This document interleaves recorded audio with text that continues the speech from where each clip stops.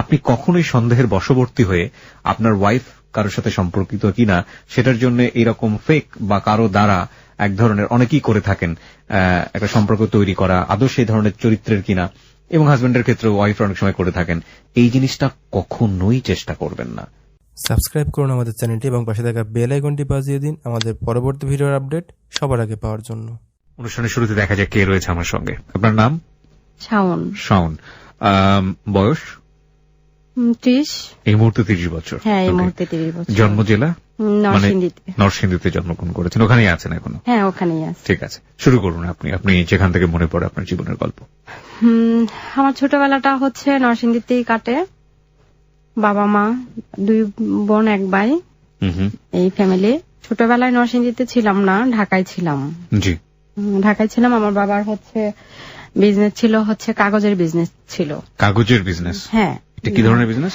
এটা হচ্ছে ঢাকা নয়া বাজারে যে বিজনেস, কাগজের যে হোয়াইট প্রিন্ট, তারপর নিউজ প্রিন্ট, এগুলি হচ্ছে বিভিন্ন মিল থেকে এনে ওরা হচ্ছে যে সেলটা করে। আচ্ছা আচ্ছা। তো সেই অর্থে হচ্ছে ঢাকায় থাকা। তো ঢাকায় কিছুদিন থাকার পরে হচ্ছে আমার বাবার ওই বিজনেসটা নিয়ে হচ্ছে একটা সমস্যা বলতে হচ্ছে জানি না তো, যে শুনছি যেটা আর কি, তার তখন তো ছোট ছিলাম, এতটা বুঝতাম না। তো ওই কাগজ দেওয়া নেওয়া নিয়ে যেটা হয় আর কি, কোন একটা প্রবলেম হয়েছে কারোর সাথে, তো তখনই হচ্ছে আমার বাবার নামে মনে হয় সরকারবাদী কোনো একটা কেস হয়ে গেছিল। মানে যখন এই কেসটা হয়ে গেছিল, তো ওই কাগজের ওই বিজনেস করতো যে ওইখানকার পুরা সভাপতি ছিল আমার আব্বার মামা, আপন মামা। আচ্ছা। তো উনি যখন পুলিশ আসলো আমার বাবাকে জিজ্ঞেস করতে, তখন আমার বাবার মামা সামনে ছিল। তো সামনে থাকার পরে হচ্ছে আমার বাবা জিজ্ঞেস করছিল যে, মানে ওই মামার দিকে তাকায় ছিল, যেহেতু উনি সভাপতি ছিল, তো ওই মামা যদি একবার বলতো যে এটা হচ্ছে আমার মানে ভাগিনা, তাহলে দেখা গেছে যে এই ব্যাপারটা সলভ হয়ে যেত তখনই। কিন্তু যখনই পুলিশ জিজ্ঞাসা করলো, তারপরে হচ্ছে যে অনেক কিছু জিজ্ঞেস করছে আমার বাবাকে, তারপরে হচ্ছে আমার বাবার মামাকেও জিজ্ঞেস করছে অনেক কিছু। তো জিজ্ঞেস করার পরে উনি ডাইরেক্ট বলে দিছে যে আমি ওকে চিনি না। তো যখন এটা বলে দিছে তখন তো কেস হয়ে গেছে। তো আব্বাকে ধরে নিয়ে গেছে, জেলে ছিল কতদিন ঠিক আমার মনে পড়তেছে না, তখন তো ছোট। তো তখন থেকে হচ্ছে আপনারা বলছিলেন কয় ভাই বোন ছিলেন? 2 বোন 1 ভাই। 3 ভাই। আপনি বড় সবার? হ্যাঁ, বড় সবার ছিল। ওকে, বলুন। তারপর হচ্ছে ওইখান থেকে তারপর বাবার বিজনেস তো পুরাই হচ্ছে নষ্ট। সেটা পেপারে আসলো বাবার ছবি, তারপরে অনেক টাকার ব্যাপার ছিল, সেটা কোটি কোটি টাকার ব্যাপার ছিল হয়তো। তো মানে পেপারে ছবি আসলো কি আপনার বাবাই আত্মসাৎ করেছেন টাকাটা? হ্যাঁ, এরকম কিছু একটাই আসছে। তারপর হচ্ছে মানে ধরায় দেওয়ার জন্য ওইরকম কিছু একটা ছবি। হ্যাঁ, ওই সুবাদে যখন বাবা চলে আসলো তখন হচ্ছে কাগজের বিজনেসটা ছেড়ে দিল। ছেড়ে দেওয়ার পরে আমরা চলে গেলাম নরসিংদীতে। তো নরসিংদী যাওয়ার পরে স্কুলে ভর্তি হইলাম। ভর্তি হওয়ার পরে হচ্ছে কি যে আসতেছি যাইতেছি স্কুলে ভালোই। আমার খালাতো বোন, আমার আপন খালাতো বোন আমাদের বাসায়, আমার আপন খালাতো বোনের আমাদের বাসা থেকে বিয়ে হয়েছে। মানে আমাদের বাসায় থাকতো না, বাট হচ্ছে আমার বাবাই সবকিছু দেখাশোনা করে ওকে হচ্ছে বিয়ে দিচ্ছে। খালাতো বোনকে? হ্যাঁ, খালাতো বোনকে। তো খালাতো বোনের বিয়ে হয়েছে। বিয়ে হওয়ার পরে ওদের বাসার পাশেই একটা ছেলে, সে আমাদের বাসায় ওই বিয়ে আসছে গেছে আমাদের বাসায়, সেই থেকেই হচ্ছে পরিচয় আমার সাথে। তো তখন অবশ্য আমি ক্লাস 7-এ পড়তাম, তো এত ভালো মন্দটা তো এতটা বুঝি নাই। দেখা গেছে যে মানে যেভাবে বলছে, যে যেরকম করছে ওই রকমই হয়তো মানে আগাইছি বা কথা বলছি ওই রকম। এরকম কথা বলতে বলতে তার সাথে আমার জাস্ট একটা ভালো একটা মানে সম্পর্ক। ছেলেটা কে ছিল? মানে ছেলেটা আপনাদের ওই সময় পাড়া প্রতিবেশী? হ্যাঁ, পাড়া প্রতিবেশী ছিল। ওই আমার খালাতো বোনের শ্বশুর বাড়ির পাড়া প্রতিবেশী ছিল। কি নাম ছেলেটার? ছেলেটার নাম হচ্ছে মাসুদ। তো এরকম ভালো একটা সম্পর্ক হয়েছে।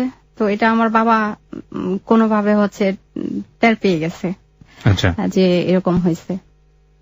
তো এখন বাবা নরসিংদীতে রাখবে না। নরসিংদীতে রাখবে না বলতে কোথায় যেতে হবে, আমার দাদা বাড়ি। হ্যাঁ, তো দাদা বাড়িতে যাব।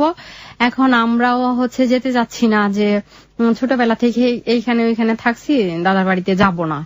আর আমার মা আসলে বলতে গেলে যে তখনকার সময়ে হচ্ছে খুব সহজ সরল, মানে এখনো অনেকটা সহজ সরল ভাবে আছে। ওনাকে আপনি যেভাবে বোঝাবেন, যে যেরকম করে বোঝাবে উনি ওইরকম করেই হচ্ছে বোঝে আর কি।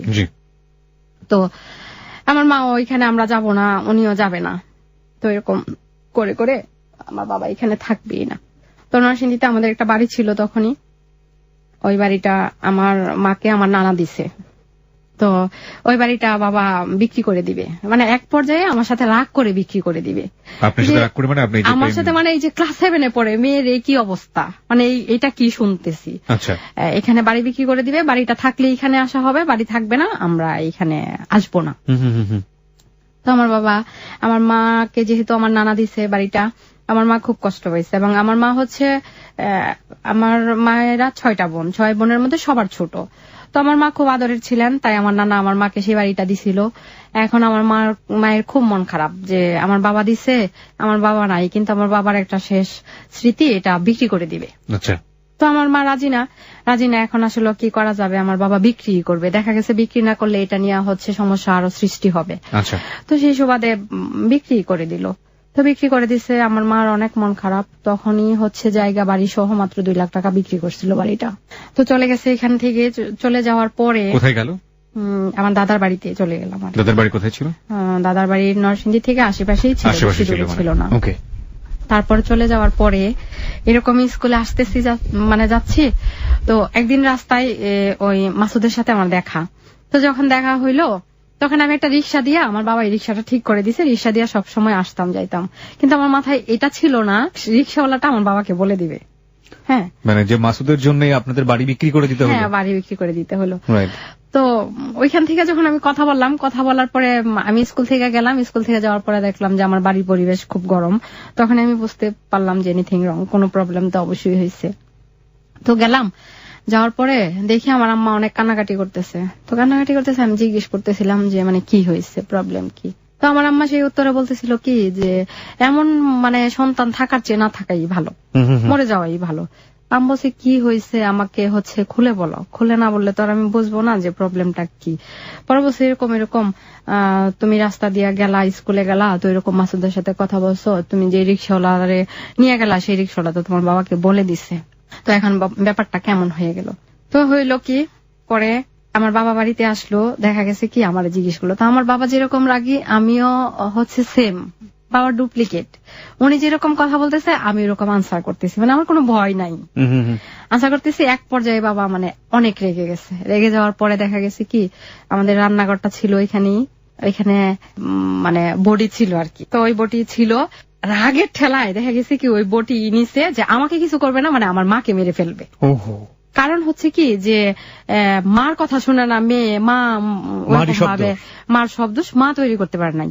তো নিচে এটা দেখার পরে মানে আমি কিন্তু আর সামনে কি হয়েছে সেটা দেখি নাই, কিন্তু আমার বাবা যে বড়িটা হাতে নিছে সেটাই আমি দেখছি। হ্যাঁ, দেখার পরে আমার স্কুল ড্রেস পরা ছিল, আমি ওইটাও চেঞ্জ করি নাই। আমি মানে বেরিয়ে গেছি বাড়ি থেকে। আচ্ছা, বেরিয়ে যাওয়ার পরে এখন আমি আসলে এত কি করব কি না করব বুঝতে পারতেছি না। তো আমার এক খালার বাসায় গেছি, পাশে আমার খালার বাসা। আমি বলছি যে এই ঘটনা।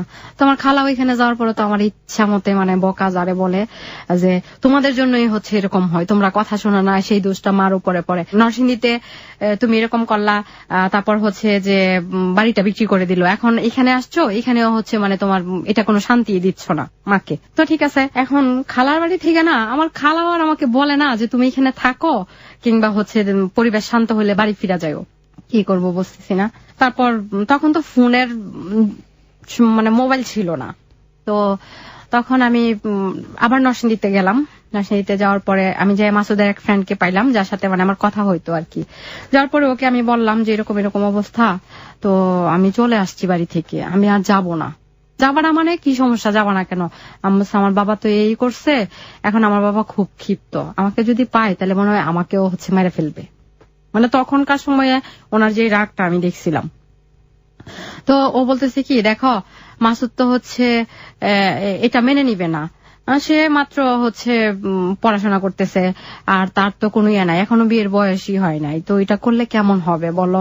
আমি বলছি আমি এগুলি জানি না, বাড়িতে যাওয়া যাবে না। ওই দিক দিয়ে হচ্ছে আমার বাবা কিন্তু শান্ত হয়ে গেছে, কিন্তু এটা তো আর তখন আমি বুঝি নাই যে পরিবেশটা এদিকে কি ছিল। তো ও যায় মাসুদকে খবর দিছে, খবর দিয়া আনার পরে ও আসছে নরসিংদী থেকে। ওদের বাড়িটা ছিল হয়তো 3 কিলোমিটার বা 4 কিলোমিটার। খবরটা কে দিল? মাসুদকে? মাসুদের জি ফ্রেন্ডের সাথে আমার কথা হইলো ওই সময়টাতে? হ্যাঁ ওই সময়টাতে। তো খবর দিল, খবর দেওয়ার পরে হচ্ছে আসছে, আসার পরে বলছি এই প্রবলেম, তখন ও বলতেছে কি যে এটা কেমন কথা, আর হচ্ছে তোমার বয়স, তুমি এখন অনেক ছোট, আর আমিও মাত্র পড়াশোনা করতেছি, তো এখন তো তুমি চলে আসছো, আর এটা তো একটা কিছু হবে না, এরকম হবে না, তুমি চলে যাও। আমি বলছি কি না দেখো আমার বাবা যে অবস্থা, আমার যাওয়া যাবে না। ও বলে কি দেখো এখন আমি কোথায় যাব, কি করব, আর আমার কাছে তো এরকম টাকা নাই যে আমি একটা জায়গায় নিতে হইলে থাকতে হইলে টাকা লাগবে, সেই টাকাটা আমার কাছে নাই, তো আমি কি করব। তো এখানে আরেকটা কথা বলতে হয় যে ওইখানকার মানে একজন পুলিশ ছিলেন, আমি ওনার নামটা নিতে চাচ্ছি না, সে ছিলেন ওই নরসিংদীর সদরের, তো ওই মাসুদের খুব ভালো ফ্রেন্ড ছিল, ও যায়া হচ্ছে কি ওনার কাছে বললো ব্যাপারটা এরকম এরকম হয়েছে। এখন ওই লোক তো আমার কাছে আসছে, ও পাঠাইছে, আসার পরে তো আমার খুব ধমকাইতেছে, হাই তুমি এখনো অনেক ছোট, চলে আসছো, চলে যাও, আমি নিয়ে দিয়ে আসবো তোমাকে। তা আমি করলাম কি ওনার পায়ে ধরে মানে কান্নাকাটি করতেছি, না না আমার বাবাকে যেরকম দেখছি মানে আমার মার দিকে গেছে, সম্ভব না আমার পক্ষে যাওয়া, আর আমি যাব না, আর যেটাই হয়েছে না হয়েছে আমার বাবা কেন এরকম করলো। এটা কি বাড়ি থেকে বের হয়ে আসার কয়দিন পরের ঘটনা? যেদিন বাড়ি থেকে বের হয়েছে সেদিনেরই ঘটনা। হ্যাঁ সেদিনেরই ঘটনা। তো যাব না, এখন তো এরকম কান্নাকাটি করতেছি, এখন ওই ভাই আবার বলতেছি কি যে দেখো মাসুদ এটা তো হবে না, এখন ঠিক আছে ও যেহেতু চলে আসছে ও আর যাবে না, এখন তো কিছু একটা করতে হবে। আমি বলছি আমি কিভাবে যাব তাহলে, বলে কি তাহলে একটা কাজ করো, তোমাকে একটা হচ্ছে বোরকা দেই, ওই ভদ্রলোক আবার হিন্দু ছিলেন, তো বোরকা জোগাড় করে দেই, তুমি বোরকাটা পরে। তো মাসুদ আমাকে বললো কি ঠিক আছে তুমি এখানে আধা ঘন্টা বসো, আমি যাবো আর আসবো। তো বাড়িতে গেল, ওর বাড়িতে গেল, ও আসলে কেন গেল জানি না, আবার ঠিক আধা ঘন্টা পরে মানে ফিরে আসলো। ফিরে আসার পরে তো আমি যেদিক দিয়ে যাবো ওদিক দিয়ে হচ্ছে নৌকা পার হইতে হবে, নৌকা পার হইয়া চলে আসলাম, ঢাকায় চলে আসলাম। তো ঢাকায় চলে আসার পরে ওর পরের দিন আবার হরতাল ছিল, তো চলে আসার পরে দেখা গেছে কি আপনি তো আপনার খালার বাড়িতে গেলেন। হ্যাঁ খালা ওখান থেকে ওই ছেলের সাথে বেরোতে দিল আপনাকে? না খালা আসলে আমাকে বলেও নাই থাকার জন্য, বলেও নাই যে তুমি এখানে থাকো বসো, এইটা হয়তো পরিস্থিতি শান্ত হয়ে যাবে, বাবা একটু পরে ঠিক হয়ে যাবে, বাড়িতে পাঠানোর জন্য। খালা আমার দিকে তো খুব ক্ষিপ্ত, ওনার রাগই হচ্ছে নরসিংদীতে এটা করলা, বাবা না করলো, তো সেই বাড়িটা পর্যন্ত বিক্রি করে দিল, তোমার বাবার এত রাগ, এখন আবার এখানে আইসা কেন এটা করতে গেলা। তো খালা মনে করছে কি যে আমি হয়তো মানে খুব মন খারাপ হয়েছে, ওদের বাসায় গেছি, এগুলি বলে আমি আবার বাড়িতে ব্যাক করতেছি। আমার তো আপনি মাসুদের সাথে চলে যাচ্ছেন? না মাসুদের সাথে তো আমার দেখা হইলো নরসিংদীতে যাওয়ার, আপনাকে নিয়ে যাচ্ছে ঢাকা থেকে নিয়ে যাচ্ছে? হ্যাঁ হ্যাঁ হ্যাঁ সেটাই তো বলতেছি আমি। জি বলুন। তারপর মাসুদ যখন ঢাকা গেল আমাকে নিয়ে মামার বাসায়, তখন মামাকে সবকিছু বলার পরে তারপরে তার মামা শুনে তার বাবাকে ফোন দিছে যে দুলাভাই এরকম এরকম, মাসুদ তো এখানে আসছে, তার সাথে একটা মেয়ে আছে, এরকম এরকম, তো কি করব। পরে ঘটনাটা বলার পরে তারপর মাসুদের বাবা জিজ্ঞেস করছে মাসুদের মামাকে যে তাহলে আমার ছেলে কোথায়, কালকে হরতাল। বুঝতে পেরেছি আমি তখন, মানে আপনার হচ্ছে হলো মাসুদের মামা বলেছে ওকে বের করে দিয়েছি, কিন্তু ওর বাবা বলেছে আসলে কালকে হরতাল, দেশের অবস্থা ভালো না, কেন আমার ছেলে। বুঝতে পেরেছি এরকম করে তো বিয়ে হয়ে গেল। বিয়ে হয়ে গেল মানে? হ্যাঁ ওরা হচ্ছে বিয়ে করাই দিল। মাসুদের মামারা আপনাদের বিয়ে করে দিল? হ্যাঁ বিয়ে করাই দিল। এই সামান্য ঘটনাকে কেন্দ্র করে আপনি বাড়ি ছাড়লেন এবং বিয়ে করে ফেললেন? হ্যাঁ বিয়ে করাই দিছে। তো কতদিনের সম্পর্ক আপনার ছিল, একটু থামবেন? সেটা মানে প্রেম যেটাকে বলে, ওটা কতদিন করলেন? এটা আসলে 1 বছর হবে। 1 বছরের মতো? হ্যাঁ পুরোপুরি 1 বছর হবেও না, এতটা পুরো 1 বছর হবে না। আপনার চেয়ে বয়স ওনার কত বেশি ছিল? আমার চেয়ে ওর বয়স 10 বছর বেশি ছিল। 10 বছর বেশি ছিল? হ্যাঁ। কি করতো তখন? ও তখন মাত্র ইন্টার করে ডিগ্রিতে। কোনো কাজ কর্ম করে না? না কিছুই করে না তখন। আচ্ছা তারপর হচ্ছে এটা হয়ে গেছে, হয়ে যাওয়ার পরে ঢাকায় থাকলাম মিনিমাম হবে 5 মাস। এই সময়টাতে বাবা খোঁজ নিল না, পরিবারের লোকজন? আমার বাবা মা কেউ খোঁজ নেয় নাই, এবং আমার বাবা বলছে যে আমার মেয়েটা হচ্ছে মরে গেছে। আর আমার বাবার ছোটবেলা থেকেই খুব স্বপ্ন ছিল তার মেয়ে একজন ব্যাংকার হবে এবং সিএ কমপ্লিট করবে, ছোটবেলা থেকেই উনি হচ্ছে স্বপ্ন দেখতো। তো আমার বাবার হচ্ছে এত প্রপার্টি ছিল না, বাট তার 2 মেয়ে 1 ছেলেকে ভালো করে পড়াশোনা করাইছে, জাস্ট এইটুকুই আর কি। তো দেখা গেছে আমার বাবা মা খোঁজ নেয় নাই। 5 মাস ছিলাম ওইখানে, থাকার পরে 5 মাস পর মানে আর 5 মাসের ঘটনাটা আমি একটু শুনতে চাই। হ্যাঁ 5 মাসের ঘটনাটা অবশ্যই। 5 মাস থাকলাম হচ্ছে মাসুদের খালার বাসায়। ওইখানটায় ঢাকায় যেখানে থাকতাম ওইখানে হচ্ছে মামার বাসা, খালার বাসা, ইভেন মাসুদের বাসা। তার বাবার 2টা বাড়ি আছে ঢাকায়, ওইখানেই আশেপাশে। ওদের রিলেটিভরা হচ্ছে সবাই একই সাথে, মানে বাড়ি দেখা গেছে পাশাপাশি, 1-2টা বাসা পরে এরকম আর কি। তো মাসুদের খালার বাসায় থাকতাম। তো খালার বাসায় থাকার পরে আমি একটা কথা এখানে না বললেই হবে না, তার একজন মামা ছিল, মামা মানে ডাকতো আর কি, ওই এলাকার, ওইখানে স্থানীয় ছিল, উনি অ্যাডভোকেট ছিলেন। তো প্রতিদিন বাজার, তারপরে কি লাগবে না লাগবে সবকিছু হচ্ছে যে ওই মামা করে দিত। ওইখানে স্থানীয় ছিল, মামা করে দিত। আর মামা হচ্ছে মাসুদকে খুব আদর করতো, তো করে দিত মামা। তো চলে যাচ্ছে এভাবে। আর মাসুদের এক বড় ভাই ছিল, মামাতো ভাই, প্রতিদিন আবার করতো কি, ওই ভাইয়াটা ধরেন পড়াশোনাটাও যে তখন চলে আসছি, পড়াশোনা বন্ধ, তখন ওই ভাইয়া বলতো যে তুমি এক কাজ করো, তুমি তো ফ্রি থাকো, ওই টাইমটাই হচ্ছে আমি বই টই কিনে দিয়ে পড়াশোনা যা করা দরকার আমি করাবো, তুমি আমার কাছে পড়বা। আচ্ছা, তো ঠিক আছে, চলতে থাকলো এরকম। তো উনি আবার প্রতিদিন আমাকে 5 টাকার 2টা কয়েন দিয়ে যাইতো। যে মানে প্রতিদিন যেই রুমটাতে ছিলাম তখন হচ্ছে টিন শিট বিল্ডিং ছিল, ওইরকম ভালো ছিল না, মাত্র কোন রকমে করছে। তো ওই ঘরের উপর থেকে কিভাবে জানি উনি ফেলতো, 2টা কয়েন ফেলতো। তো আমি প্রতিদিন রুমে গেলেই দেখতাম যে 5 টাকার 2টা কয়েন ওখানে থাকতো। তো থাকলে বলতো কি যে এই টাকাটা হচ্ছে তুমি জমা করে রাখবা, কখনো হয়তো কাজে লাগবে, আমার তো আর এত ইনকাম সোর্স নাই, আমি তোমাকে খুব বেশি দিতে পারবো না, কিন্তু যেটা দিচ্ছি হয়তো তোমার কাজে লাগতে পারে, তুমি জমায় রাখবা। তো গেল এরকম চলতেছে 5 মাস। যাওয়ার পরে একদিন এদিকটা হচ্ছে মাসুদের বাবা, মাসুদের মামা মামি, তারপরে খালা খালু সবাই হচ্ছে কি একদিন সন্ধ্যাবেলা, সেটা 3 মাস থাকার পরে, 3-4 মাস থাকার পরে একদিন মাসুদকে তার মামার বাসায় ডাকলো, তুমি আসো। তো মাসুদ গেল, তার মামা খালাতো ভাই যে 2টা থাকতো বাসায়, ওই 2 খালাতো ভাই গেল। মানে পুরা আমার মনে হচ্ছে কি যে তাদের ফ্যামিলির যতগুলি লোকজন আছে, আত্মীয় স্বজন, সবাই একটা জায়গায় বসছে। তো আমি এটা জানি না, আমাকে বলা হয় নাই ফার্স্টে যে কেন তাকে ডাকছে। তো যাওয়ার পরে ওইখানে অনেক রাতে আসছে, প্রায় হবে 3টা বা 4টার দিকে আসছে, সকাল মানে বুড় হয় ওইরকম। তো আমি আসার পরে জিজ্ঞেস করলাম কি তুমি মামার বাসায় গেলা, কি হইলো, আমি একা বাসায় থাকলাম, মানে কেন তোমাকে ডাকছে? তো দেখি কি চুপ করে আছে, খুব মুড অফ। তো আমি জিজ্ঞেস করলাম যে তোমার আসলে প্রবলেমটা কি হয়েছে? পরে বলতেছে কি যে আমার কোনো প্রবলেম নাই। আমি বলছি না, কোনো একটা সমস্যা তো হয়েছে, তুমি আমাকে খুলে বলো। তারপর সে বলছে যে আমাকে সব আত্মীয় স্বজনরা বলছে যে তোমার বয়স এখনো অনেক কম, আমার তো ইনকাম সোর্স নাই কোনো কিছু, আমি মাত্র পড়াশোনা করতেছি, আর আমাদের যে ফ্যামিলি, আমার বাবা মেনে নিবে না, আমাকে বলছে কি তোমাকে ডিভোর্স করে দিতে, সেই ব্যবস্থাটা ওরা করে দিবে। ওকে।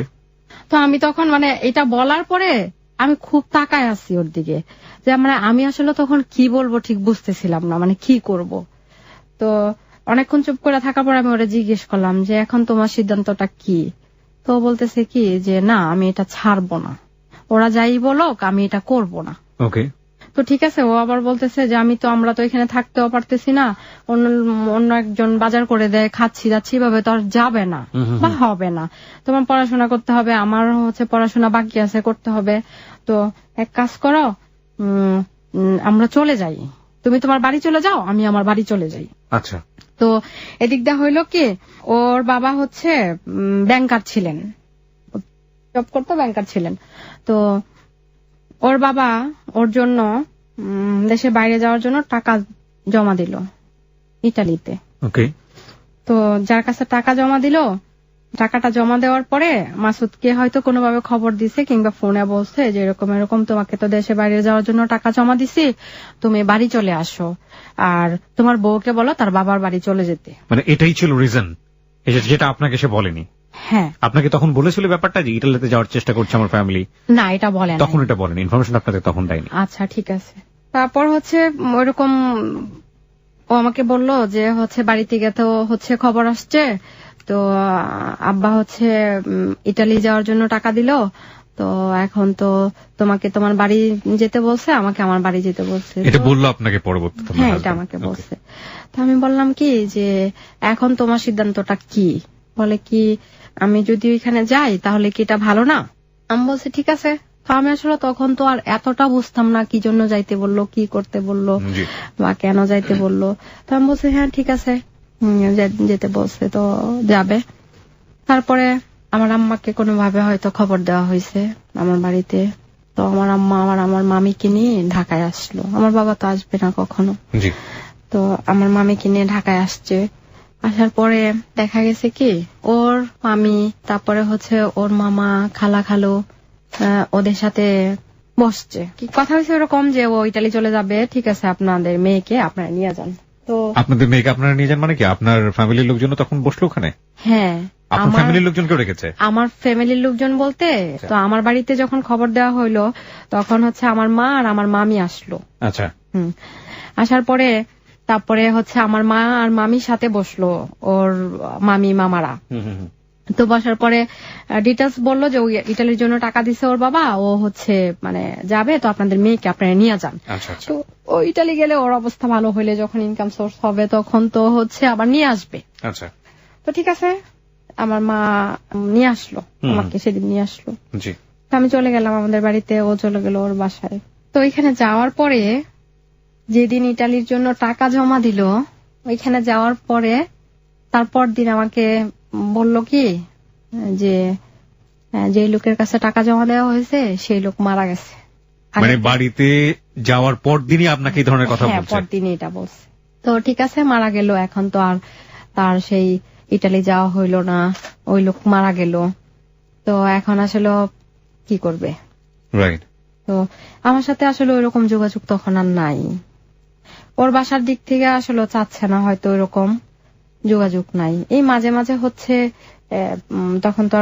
আপনি যে বাড়ি ফিরে গেলেন, আপনার বাবা আপনাকে কিভাবে রিসিভ করলো একটু শুনি। আমার বাবা, আমি যে বাড়ি ফিরে গেলাম, আমার বাবার সাথে আমি যে কয়দিন বাড়িতে ছিলাম আমার বাবার সাথে আমার দেখা হয় নাই।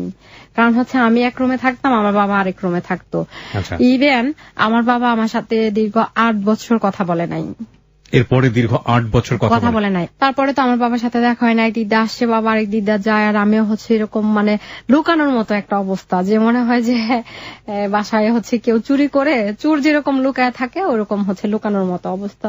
তো আমার মন খারাপ, বাবার দিকেও তাকায়, আবার সমাজের কথা চিন্তা করি, লোকজন মানে কিরকম সিচুয়েশন গুলি আসলে ফেস করে গেছে।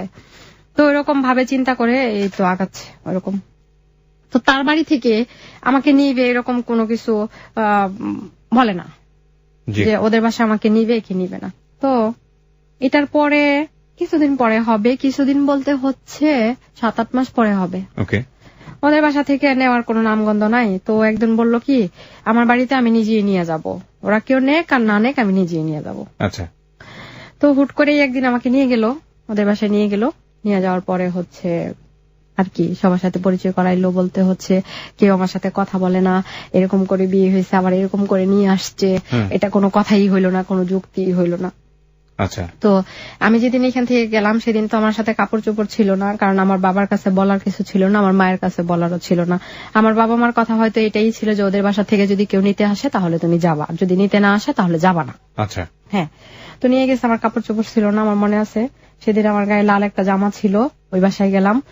তো তখন হচ্ছে মানে আমার চুলগুলি ছিল অনেক লম্বা, অনেক লম্বা ছিল। জি। তো আমি যখন যেদিন ওদের বাসায় গেলাম, শ্বশুর বাড়িতে, হ্যাঁ শ্বশুর বাড়িতে গেলাম, সেদিন তো অনেক মন খারাপ, মানে কেউ কথা বলতেছে না, কেউ ভালো চোখে দেখতেছে না, আশেপাশের মানুষজন আসতেছে দেখতেছে মাসুদের বউ কেমন দেখবো, এটা নিয়ে এত কাহিনী হইলো, এত কিছু হইলো। তো এখানে তো চলে গেল, ওদের বাসায় গেলাম, এরকম আর কি থাকতেছি, খাইতেছি, কোন রকম কিছু করতেছি, কাজ টাজ হচ্ছে, কেউ আমাকে বোঝায় দিচ্ছে না যে এটা করা লাগবে, এটা করা লাগবে। কিন্তু আমি আসলে নতুন একটা পরিবেশে গেলাম, আমি ঠিক বুঝতেও ছিলাম না যে আমি কি করব বা আমার কি করা উচিত। হ্যাঁ। তো আমি যেদিন গেলাম তারপর দিনই হচ্ছে আমার এক নানি শাশুড়ি ছিল, মানে মাসুদের নানি যেটা, উনি ছিল, উনি করলো কি পরের দিন সকালবেলা মানে অনেকগুলি কাপড় বিছানার চাদর থেকে নিয়ে যা আছে অনেক কাপড় চোপড় নিয়ে আসছে, কাপড় ধুতে দিল। হ্যাঁ, কাপড় ধুইতে দিল। কিন্তু তখন হচ্ছে এরকম ছিলাম যে মানে একটা বিছানার চাদর উঠায় ধোয়ার মতো হয়তো ওরকম ছিলাম না, মানে এটা পানিতে ভিজে গেলে ওজনটা যে হয়তো এটা উঠাইতে আমার কষ্ট হইতো। So you are facing the reality right নাও।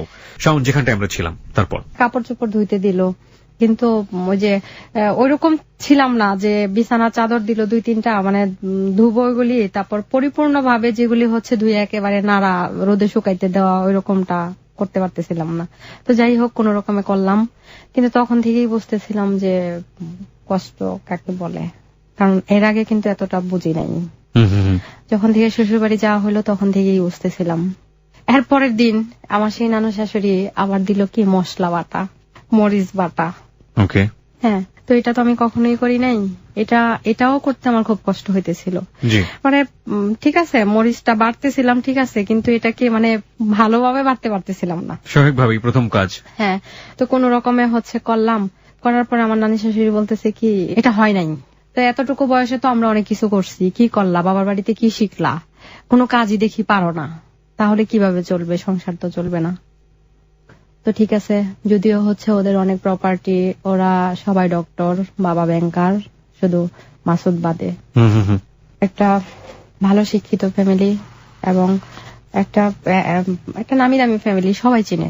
তারপরে এরকম তো বলতেছে তোমার নানি শাশুড়ি চলে গেল, কিছুদিন থাকলাম, থাকার পরে হঠাৎ করে একদিন আমি অসুস্থ হয়ে গেলাম বলতে যে মানে কেমন লাগতেছে আমি নিজেও জানি না। দুপুরের খাওয়া দাওয়ার পরে আমি খুব অসুস্থ বোধ করতেছি। তো কি হয়েছে, হঠাৎ করে একেবারে বমি টমি করে, মানে একেবারে খুব খারাপ অবস্থা।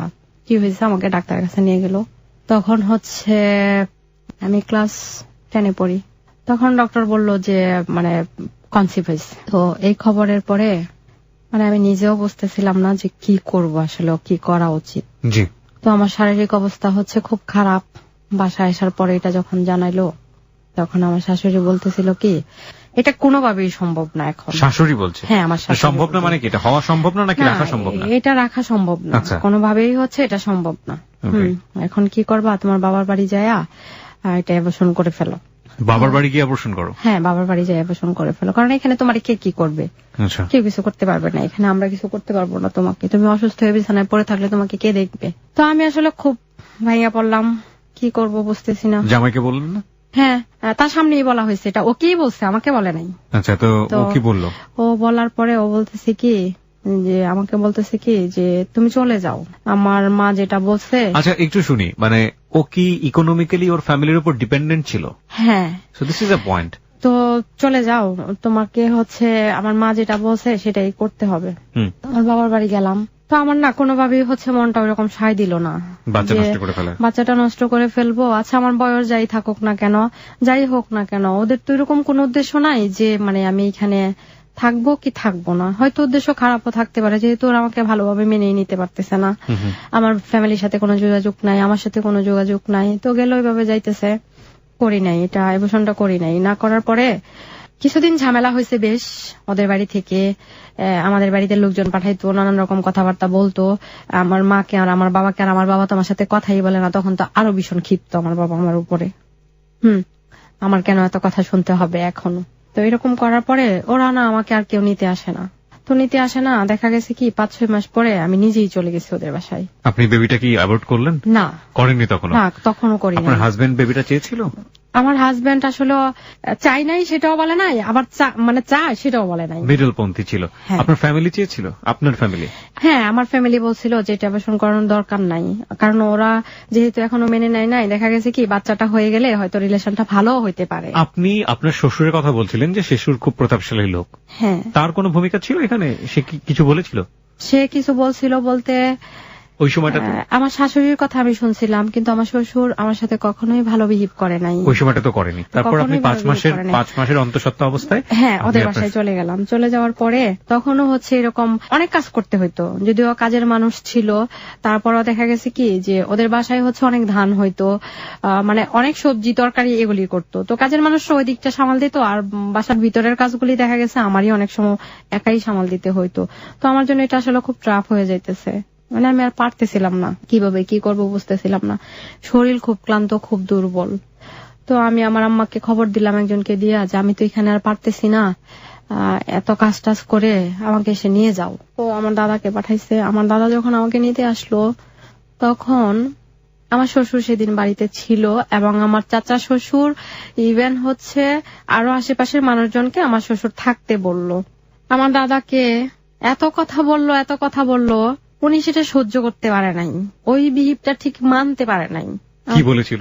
বলছিল যে আপনাদের ফ্যামিলিতে মানে তাহলে কি আপনাদের ফ্যামিলিতে মানে একটা মেয়ে হইলেই কি এরকম লেলায় দেন নাকি কোন ছেলের পিছনে, যে ভালো একটা ফ্যামিলি দেখে চলে যাক। তো আমার দাদা সেটা আসলে মানতে পারে নাই। আমার দাদা আমাকে নিয়ে বাড়িতে গেল, সেদিন রাতে উনি মারা গেছে। আমার দাদা এরকম ছিল, এত সুন্দর এত সুশ্রী একজন লোক ছিল, তার চলা ফেরা তারপরে সব স্টাইল এত সুন্দর ছিল সেই বয়সে, এখনো লাঠি ধরে ধরে হাঁটতো। তারপরও তো আসলে আমার দাদা মনে হয় সেই অপমানটাই মানতে পারে নাই। তো সেদিন রাতে উনি মারা গেল, চলে গেলাম আমি। তো আমার দাদা শুধু আসছে আর কান্না করছে অনেক। তখন আমাকে রাস্তায় আসতেছে আর বলতেছে কি যে তুমি তো অনেক ছোট কিন্তু এত ভুল করছো, এটার মাসুল তুমি পুরো লাইফটা দিয়ে যাবা, এখন না আসতে পারবা না হচ্ছে থাকতে পারবা। তো আমি আসলে দাদার কথায় তখন ওইরকম কোনো কিছু মনে করি নাই রাস্তার মধ্যে, আর আমি জানতাম না যে দাদা মারা যাবে হাতে। তখন দাদা মারা গেল। কিন্তু আমার শ্বশুরবাড়ি থেকে এসে আমার দাদা কোনো আত্মীয় স্বজন, আমার বাবা মা দাদি কাউকেই বলে নাই যে ওনার কি হয়েছে, শুধু আয়সা বলছে আমার ভালো লাগে না। কয়েকদিন গেল আমার ছেলে হইল। হ্যাঁ, সেটা আমাদের বাড়িতেই হয়েছে, নর্মাল ডেলিভারি। আমার ছেলেটা হওয়ার পরে 6 দিন ওভার হয়ে গেল, কেউ আমার ছেলেটাকে দেখতে আসে নাই, ইভেন তার বাবাও আসে নাই। তখন আমি জিজ্ঞেস করতেছিলাম ফোনে যে তার বাবা কেন তার ছেলেকে দেখতে আসে নাই। তো তখন আমাকে ওই বাসা থেকে খবর বললো কি যে ঢাকার বাসার কাজ করতেছে, তো তার বাবা ওইখানটা দেখাশোনা করে, তো ওইখান থেকে তো সে আসতে পারবে না, ওই কাজটা গুছায় তারপরে আসবে। তো 6 দিন পর সে তার খালাতো ভাইকে নিয়ে আমার ছেলেটাকে দেখতে গেল, দেখলো, চলে আসলো। ছেলেকে দেখার পরে আপনার হাজবেন্ডের প্রতিক্রিয়া কেমন ছিল? প্রতিক্রিয়া ছিল ছেলেটাকে কোলে নিচ্ছে। জি। তো তখন আসলে ওইরকম ওই যে গ্রামের মানুষরা একটু নিয়ম করে না যে এই ঘরে হচ্ছে বাচ্চা হয়েছে, সব লোকজন আসা যাবে না, তোমরা ওই পাশ থেকে দেখো বাচ্চাটাকে, আতুর ঘর যেটাকে বলে। হ্যাঁ, তো ওই রুম থেকে অন্য রুমে নিয়ে গেল, ওই রুম থেকে হচ্ছে মানে দেখাইলো আর কি। ওইরকম দেখে ওর এক খালাতো ভাই নিয়ে গেছে, সে চলে গেছে। এবং আমাকে কোনো টাকা পয়সা বা হচ্ছে ছেলে হয়েছে একটা খরচ আছে ওগুলি কোনো কিছুই মানে সে দেয় নাই। তো আমার ছেলে হয়েছে ওইভাবে চলতেছে, 8 মাস হয়ে গেছে। 8 মাসের মধ্যে আমার শ্বশুর আর আমার শাশুড়ি হয়তো 1-2 দিন গেছিল কিনা আমার ওরকম মনে পড়তেছে না, 1 দিন গেছিল, 2 দিন হবে কিনা আমার মনে নাই। তো 8 মাসের মাথায় আমার ছেলেটা খুব অসুস্থ, মানে এত জ্বর একেবারে হাত দেওয়া যায় না গায়ে। তো ওকে আমি খবর দিলাম যে ও তো এরকম অসুস্থ হয়ে গেছে, তুমি আসো। সে আসলো, আসার পরে দেখে কি ওর হচ্ছে অ্যাজমার প্রবলেম দেখা দিছে, অনেক শ্বাসকষ্ট হইতেছে। তো ও বলতেছে কি ও তো এত অসুস্থ, ওরে ঢাকা নিয়ে যাব। তো ওর বাড়িতে ফোন দিল আমার শাশুড়িকে যে আম্মা ও তো এরকম অসুস্থ, ওকে ঢাকা নিয়ে যাব। তোর মা আবার বলতেছে কি ঢাকা নিয়ে যাওয়ার আগে বাড়িতে নিয়ে আসো, আমাদের এখানে একটা হুজুর আছে, ওইখান থেকে মানে পানি পড়া দিব বা ওকে দেখবো, দেখলে বলা যাবে ওর আসলে কি হয়েছে, ওরকম জিন ভূতের আসর হয়েছে কিনা, উনি বলতেছে এটা। তো ঠিক আছে, সে নিয়ে গেল, বাড়িতে নিয়ে গেল। জাস্ট ওইভাবে আমার ছেলেকে নিয়ে ওদের বাসায় যাওয়া, আমাকে কেউ নিতে আসে নাই, আমার ছেলেটাকেও কেউ নিতে আসে নাই। তো গেলাম, ওইখানে থাকতেছি, চলতেছি, মোটামুটি ভালোই চলতেছে। এই তো লেগে থাকতেছে সংসারে, দেখা গেছে টুকটাক কথা কাটাকাটি হচ্ছে, সেটা আবার মানে শেষ হয়ে যাচ্ছে। ইভেন ভালো ব্যবহার তো আমি পাই নাই। ঠিক আছে, কাজটা যেরকম দিচ্ছে ওরকম করতেছি, যা পারতেছি করতেছি, যেটা পারতেছি না সেটাও বলতে পারতেছি না, আর যেটা করতে পারতেছি সেটা তো করতেছি। এখানে আরেকটা কথা বলা লাগবে, যেটা বলা হয় নাই। ছোটবেলা থেকে আমার ছেলেটার 8 মাস হইল, 8 মাসের ভিতরে ওরা তো কেউ আমার ছেলেটাকে দেখতে যায় নাই। বাট যখন আমি তাদের বাসায় নিয়ে আসলাম তখন হয়েছে কি 1 বছর বয়স হইল, 2-3 মাস থাকার পরে তো আমার ননদ সে কলেজে ভর্তি হয়েছে। ভর্তি হওয়ার পরে আমার দেবর হচ্ছে ডক্টর, তখনও সে ডাক্তারি পড়ে। আচ্ছা। তো কলেজে ভর্তি হওয়ার পরে এখন ঢাকা বাসায়, আমার শ্বশুর তো ব্যাংকে জব করে, তো সবাই ঢাকা থাকতেছে। এখন আমার শ্বশুর বলল কি তো বাড়িতে যেহেতু মানুষ আছে, তুমি এক কাজ করো, এখন ঢাকায় চলে আসো। আমার ছেলেটা 1 বছর বয়স, তখনও সে অনেক ছোট। তো আমার শাশুড়ি জিদ ধরল কি আমার ছেলেটাকে নিয়ে ঢাকায় চলে যাবে। ছেলেকে নিয়ে ঢাকায় চলে যাবে? হ্যাঁ। আর আপনি? আমি বাড়িতে থাকবো। তো আমি আবার বললাম কি মাসুদকে, যে মাসুদ এটা কেমন কথা, যে আমার ছেলেটা এখন অনেক ছোট, যারা আমার ছেলেকে একবার দেখতেই গেল না এই 8 মাসের মধ্যে, আর ওরা এখন আমার ছেলেকে নিয়ে ঢাকায় চলে যাবে, এটা তো হয় না আসলে। তো মাসুদ বলল কি, আমার বাবা মার খুশিটাই খুশি, দেখতে না গেল তাতে কি হয়েছে, কিন্তু দেখো তোমার ছেলেকে দেখে আমার বাবা মা কেমন খুশি হয়ে গেছে ওর মুখ দেখে। আমার খুব মনে পড়ে, আমার ছেলেটা তখনও ভালো করে বুকের দুধটাও খাইতে পারে নাই, ওকে নিয়ে চলে গেছে। আমার খুব খারাপ লাগছে, কয়দিন ফিল করছি অনেক, হয়তো অনেকভাবে কান্নাকাটি করছি, কিন্তু তারপর আমার মেনেও নিছি যে নিয়ে চলে গেছে, ঠিক আছে, ওদের কাছে রাখবে, আদর করবে, ভালো থাকবে। তখন থেকে ওরে স্কুলে ভর্তি করার আগ পর্যন্ত ওর দাদু যেখানেই গেছে ওকে নিয়ে গেছে। আমি কোনোদিনও না করি নাই, যখন যেখানে যাইতে চাইছে আমি সেখানেই নিয়ে যাইতে দিছি। তো তখন আমার মাথায় একটা জিনিস ছিল যে সংসারের শান্তির জন্য অন্তত পক্ষে মানে কোনো কথা বলা ঠিক না, চুপ করে থাকি, দেখি যে হয়তো শান্তিটা ফিরে আসবে, কথা কাটাকাটি তো আর হবে না, এমনিতেই অনেক প্রবলেম, অনেক জ্বর তুফান গেল। তো ঠিক আছে, ছেলেটাকে ওরকম নিয়ে যায়। যখন আমার ছেলেটাকে স্কুলে ভর্তি করব তখন আমার ছেলেটাকে নরসিংদী নিয়ে চলে আসছে। হ্যাঁ, তখন বলতেছি কি, ওরা তো স্কুলে ভর্তির সময় হয়ে গেছে, ওর স্কুলে ভর্তি করে দাও। আমি এতদিন চুপ। আমি তখন বলতেছি কি, যে ওকে যখন স্কুলে ভর্তি করার বয়স ছিল না, একেবারে ছোট ছিল, তখন ওরে ঢাকায় নিয়ে চলে গেলেন, আর যখন স্কুলে ভর্তি করব এখন, তাহলে এখন কেন এখানে নিয়ে আসলেন? ওরে ঢাকায় ভালো একটা স্কুলে ভর্তি করে দেন। বলে কি, ওর বাবার তো ইনকাম নাই, ওর বাবা ঢাকায় ভর্তি করলে সেটার খরচ কে বহন করবে?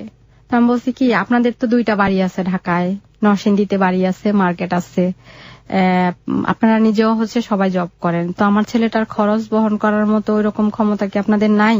ওইখানে অনেক কথা কাটাকাটি হয়ে গেছে, অনেক কিছু হয়ে গেছে। যাই হোক, আমি আমার ছেলেটাকে ভর্তি করে দিলাম নরসিংদী একটা স্কুলে। ওকে, ভর্তি করে দিলাম, চলতেছে, ভালোই চলতেছে, সে ভালো রেজাল্ট করলো। প্রাইমারি স্কুলে ভর্তি করে দিছি, তো ভালো রেজাল্ট করার পরে তারপরে যখন সে ক্লাস 6-এ উঠলো, 7-এ উঠলো, তার স্কুল পারফরমেন্স খুব খারাপ ছিল। সে চুপ করে থাকতো, অনেকটাই চুপ করে বসে থাকতো, কারোর সাথে ওরকম কথা বলতো না, খুব রিজার্ভ থাকতো, মানে ফ্রি যেটা, এটা কারোর সাথে ছোটবেলা থেকেই না। যখন ক্লাস 6-এ পড়ে তখন ওই সময়টাতে হ্যাঁ, হঠাৎ করে ওদের বাসায় আমার সাথে অনেক প্রবলেম, মানে আমার শ্বশুর শাশুড়ি আমার সাথে পুরো ম্যাচ হচ্ছেই না, টুকটাক কাজ থেকে শুরু করে নিয়ে কথা থেকে শুরু করে একটার পর একটা লেগে যায়। তখন করছি কি, আমি আমার বাসা থেকে চলে গেছি, মানে আমার রাগারাগি করে চলে গেছি। এগুলোর জন্য কি আপনার হাজবেন্ড আপনার উপরে কোনো ধরনের ফিজিক্যাল টর্চার করা? অবশ্যই ফিজিক্যাল টর্চার করছে আমার উপরে। দেখা গেছে তার ফ্যামিলির সাথে যদি কথা কাটাকাটি হইতো, লাগালাগি হইতো, তখন একটা পর্যায়ে দেখা গেছে তার বাবা মার সাথে কোনো কথার উত্তর দিত না, সে আমাকে সবসময় মানে দায়ী করত, এটা না করলে এটা হইতো না। এটার জন্য সে আমার উপরে অনেক টর্চারিং করছে, অনেক হাত উঠাইছে, ইভেন অনেক অত্যাচার করছে। হ্যাঁ, এখানে আরেকটা কথাও বলা হয় নাই, এর মধ্যে কিন্তু আমার আরেকটা বাচ্চা কনসিভ হয়েছে, আমার ছোট ছেলেটা হয়েছে। ছোট ছেলেটা যখন আমার কনসিভ হইলো, তখন দেখা গেছে কি, আমি মানে আমার দেবর ডক্টর, তো আমি সবসময় ঢাকায় ট্রিটমেন্ট করাইতাম। তো করানোর পরে আমার ছেলেটার পজিশন উল্টা। তো তখন থেকেই ম্যাডাম আমাকে বলতেছিল কি, যে আপনার বড় ছেলেটা ডেলিভারি হয়েছে নর্মালে, এটার কিন্তু হবে না, বাচ্চার পজিশনটা ভালো না, আপনি অবশ্যই ঢাকায় শিফট করতে হবে। তো ডক্টর আমাকে একটা ডেট দিয়ে দিল এবং বলল আপনি 2 দিন আগে হসপিটালে চলে আসবেন। তো এইখানে আমার যখন খুব পেন উঠলো, ডক্টর যেদিন ডেট দিল, তখন আমার হাজবেন্ডের হাতে এরকম টাকা ছিল না যে একটা গাড়ি ভাড়া করে আমাকে মানে নিয়ে যাবে হসপিটালে। তো আমারও অনেক সাহস যে ঠিক আছে, টাকা পয়সা যেহেতু নাই, আমি এতটা মানে দেখি না কি হয়, আল্লাহ কি করছে, কি রাখছে আমার জন্য। তো আর সম্ভব না কোনোভাবেই। দেখা গেছে যে অনেক বাজে অবস্থা হয়ে গেছে, পেনটা বাড়তেছে, আর আমার অবস্থাও খুব খারাপ হচ্ছে। তো আমার শাশুড়ি করলো কি, আমার বাড়িতে, আমার শ্বশুর বাড়িতে একটা কাজের ছেলে থাকতো, ওরে নিয়ে একটা গাড়ি আবার আমার হাজবেন্ডই পাঠাইছে, গাড়ি নিয়ে চলে আসলো আমাকে নিতে। এখন আসার পরে বলতেছে কি, যে ওরে আসলে নেওয়া লাগবে না, বাসাই হবে। কিন্তু আমার দেবর কিন্তু তার মায়ের সাথে অলওয়েজ ফোনে কথা বলতেছে, যেটা বাসায় হবে না, ওনার অবস্থা ভালো না, কিন্তু ওনার কথা হয়েছে এটা বাসাই হবে। তখন হইলো কি, সেটা ছিল কোরবানিদের আগের দিন। তো অনেক জ্যাম ছিল রাস্তায়, এরকম জ্যাম ছিল যে রাস্তায় জ্যাম একেবারে নরসিংদী থেকে হসপিটালের গেট অবধি শুধু জ্যামে গেলাম। ওহো। তো আমি রাস্তার অবস্থা আমার খুব খারাপ। যখনই আমি গেলাম হসপিটালে তখন আমার অবস্থা এতই শোচনীয় ছিল যে ডক্টর বলতেছে যে এখন কি ওকে বাঁচাবো নাকি বাচ্চাটাকে বাঁচাবো, কাকে বাঁচাবো। হ্যাঁ, তো আমার ছেলেটা যখন হওয়ার পরে সিজার করতে হয় নাই, তো হয়েছে, হওয়ার পরে মানে খুব রাগারাগি ভীষণ হসপিটালে, একেবারে যেটা বলার বাইরে। ডক্টররা সবাই। পরদিন হচ্ছে কোরবানি ঈদ। তো এখন ঈদ করবে তার ছেলেকে নিয়ে, সে বাড়িতে চলে আসবে। আর হসপিটাল থেকে বলছে যে আর হসপিটালে থাকা লাগবে না। তো আগের দিন হয়েছে ভালোই, এখন আলহামদুলিল্লাহ বাড়ি নিয়ে যাও। তো এখন বাড়িতে আসব, আমি তো শুনি নাই এত কথা, কিন্তু পরে যেটা শুনছি আমার শ্বশুর নাকি বলতেছে যে আজকে ঈদ দেখে কি হয়েছে, এখানে আনতে হবে কেন, এখানে নিয়ে আসলে কে করবে, ওকে ওর বাড়ি পাঠায় দাও। আপনার বাচ্চাকে নিয়ে কথা বলছেন? হ্যাঁ, মানে না, আমাকে নিয়ে বলতেছে যে ওকে ওর বাড়িতে পাঠায় দাও, এখানে আনতে হবে না, এখানে আসলে কে কি করবে তাকে।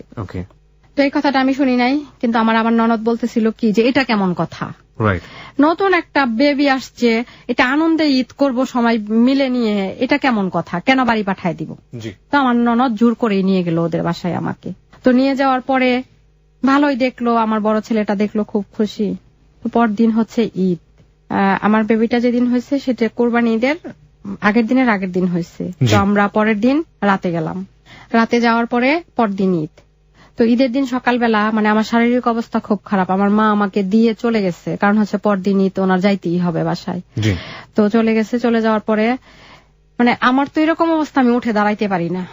এখন আমাকে ওরা বলতেছে কি যে তখন হচ্ছে সাপ্লাই পানি ছিল সেটা বাথরুমে, তো আমি টিউবওয়েলে, আমাকে দিছে গোসল করতে। তো আমার বেবির যে কাপড় চোপড় আছে ওগুলি তো আমাকেই ধুইতে হবে, তো আমাকে দিল ধুইতে। কিন্তু আমার এরকম এনার্জি ছিল না যে আমি একটা টিউবওয়েল থেকে পানি উঠায়া তারপরে এগুলি ধোবো। আপনি মা হয়েছেন? মা মানে গতকালকে, যেমন আজকে এর আগের দিন আমার অবস্থা খুব খারাপ।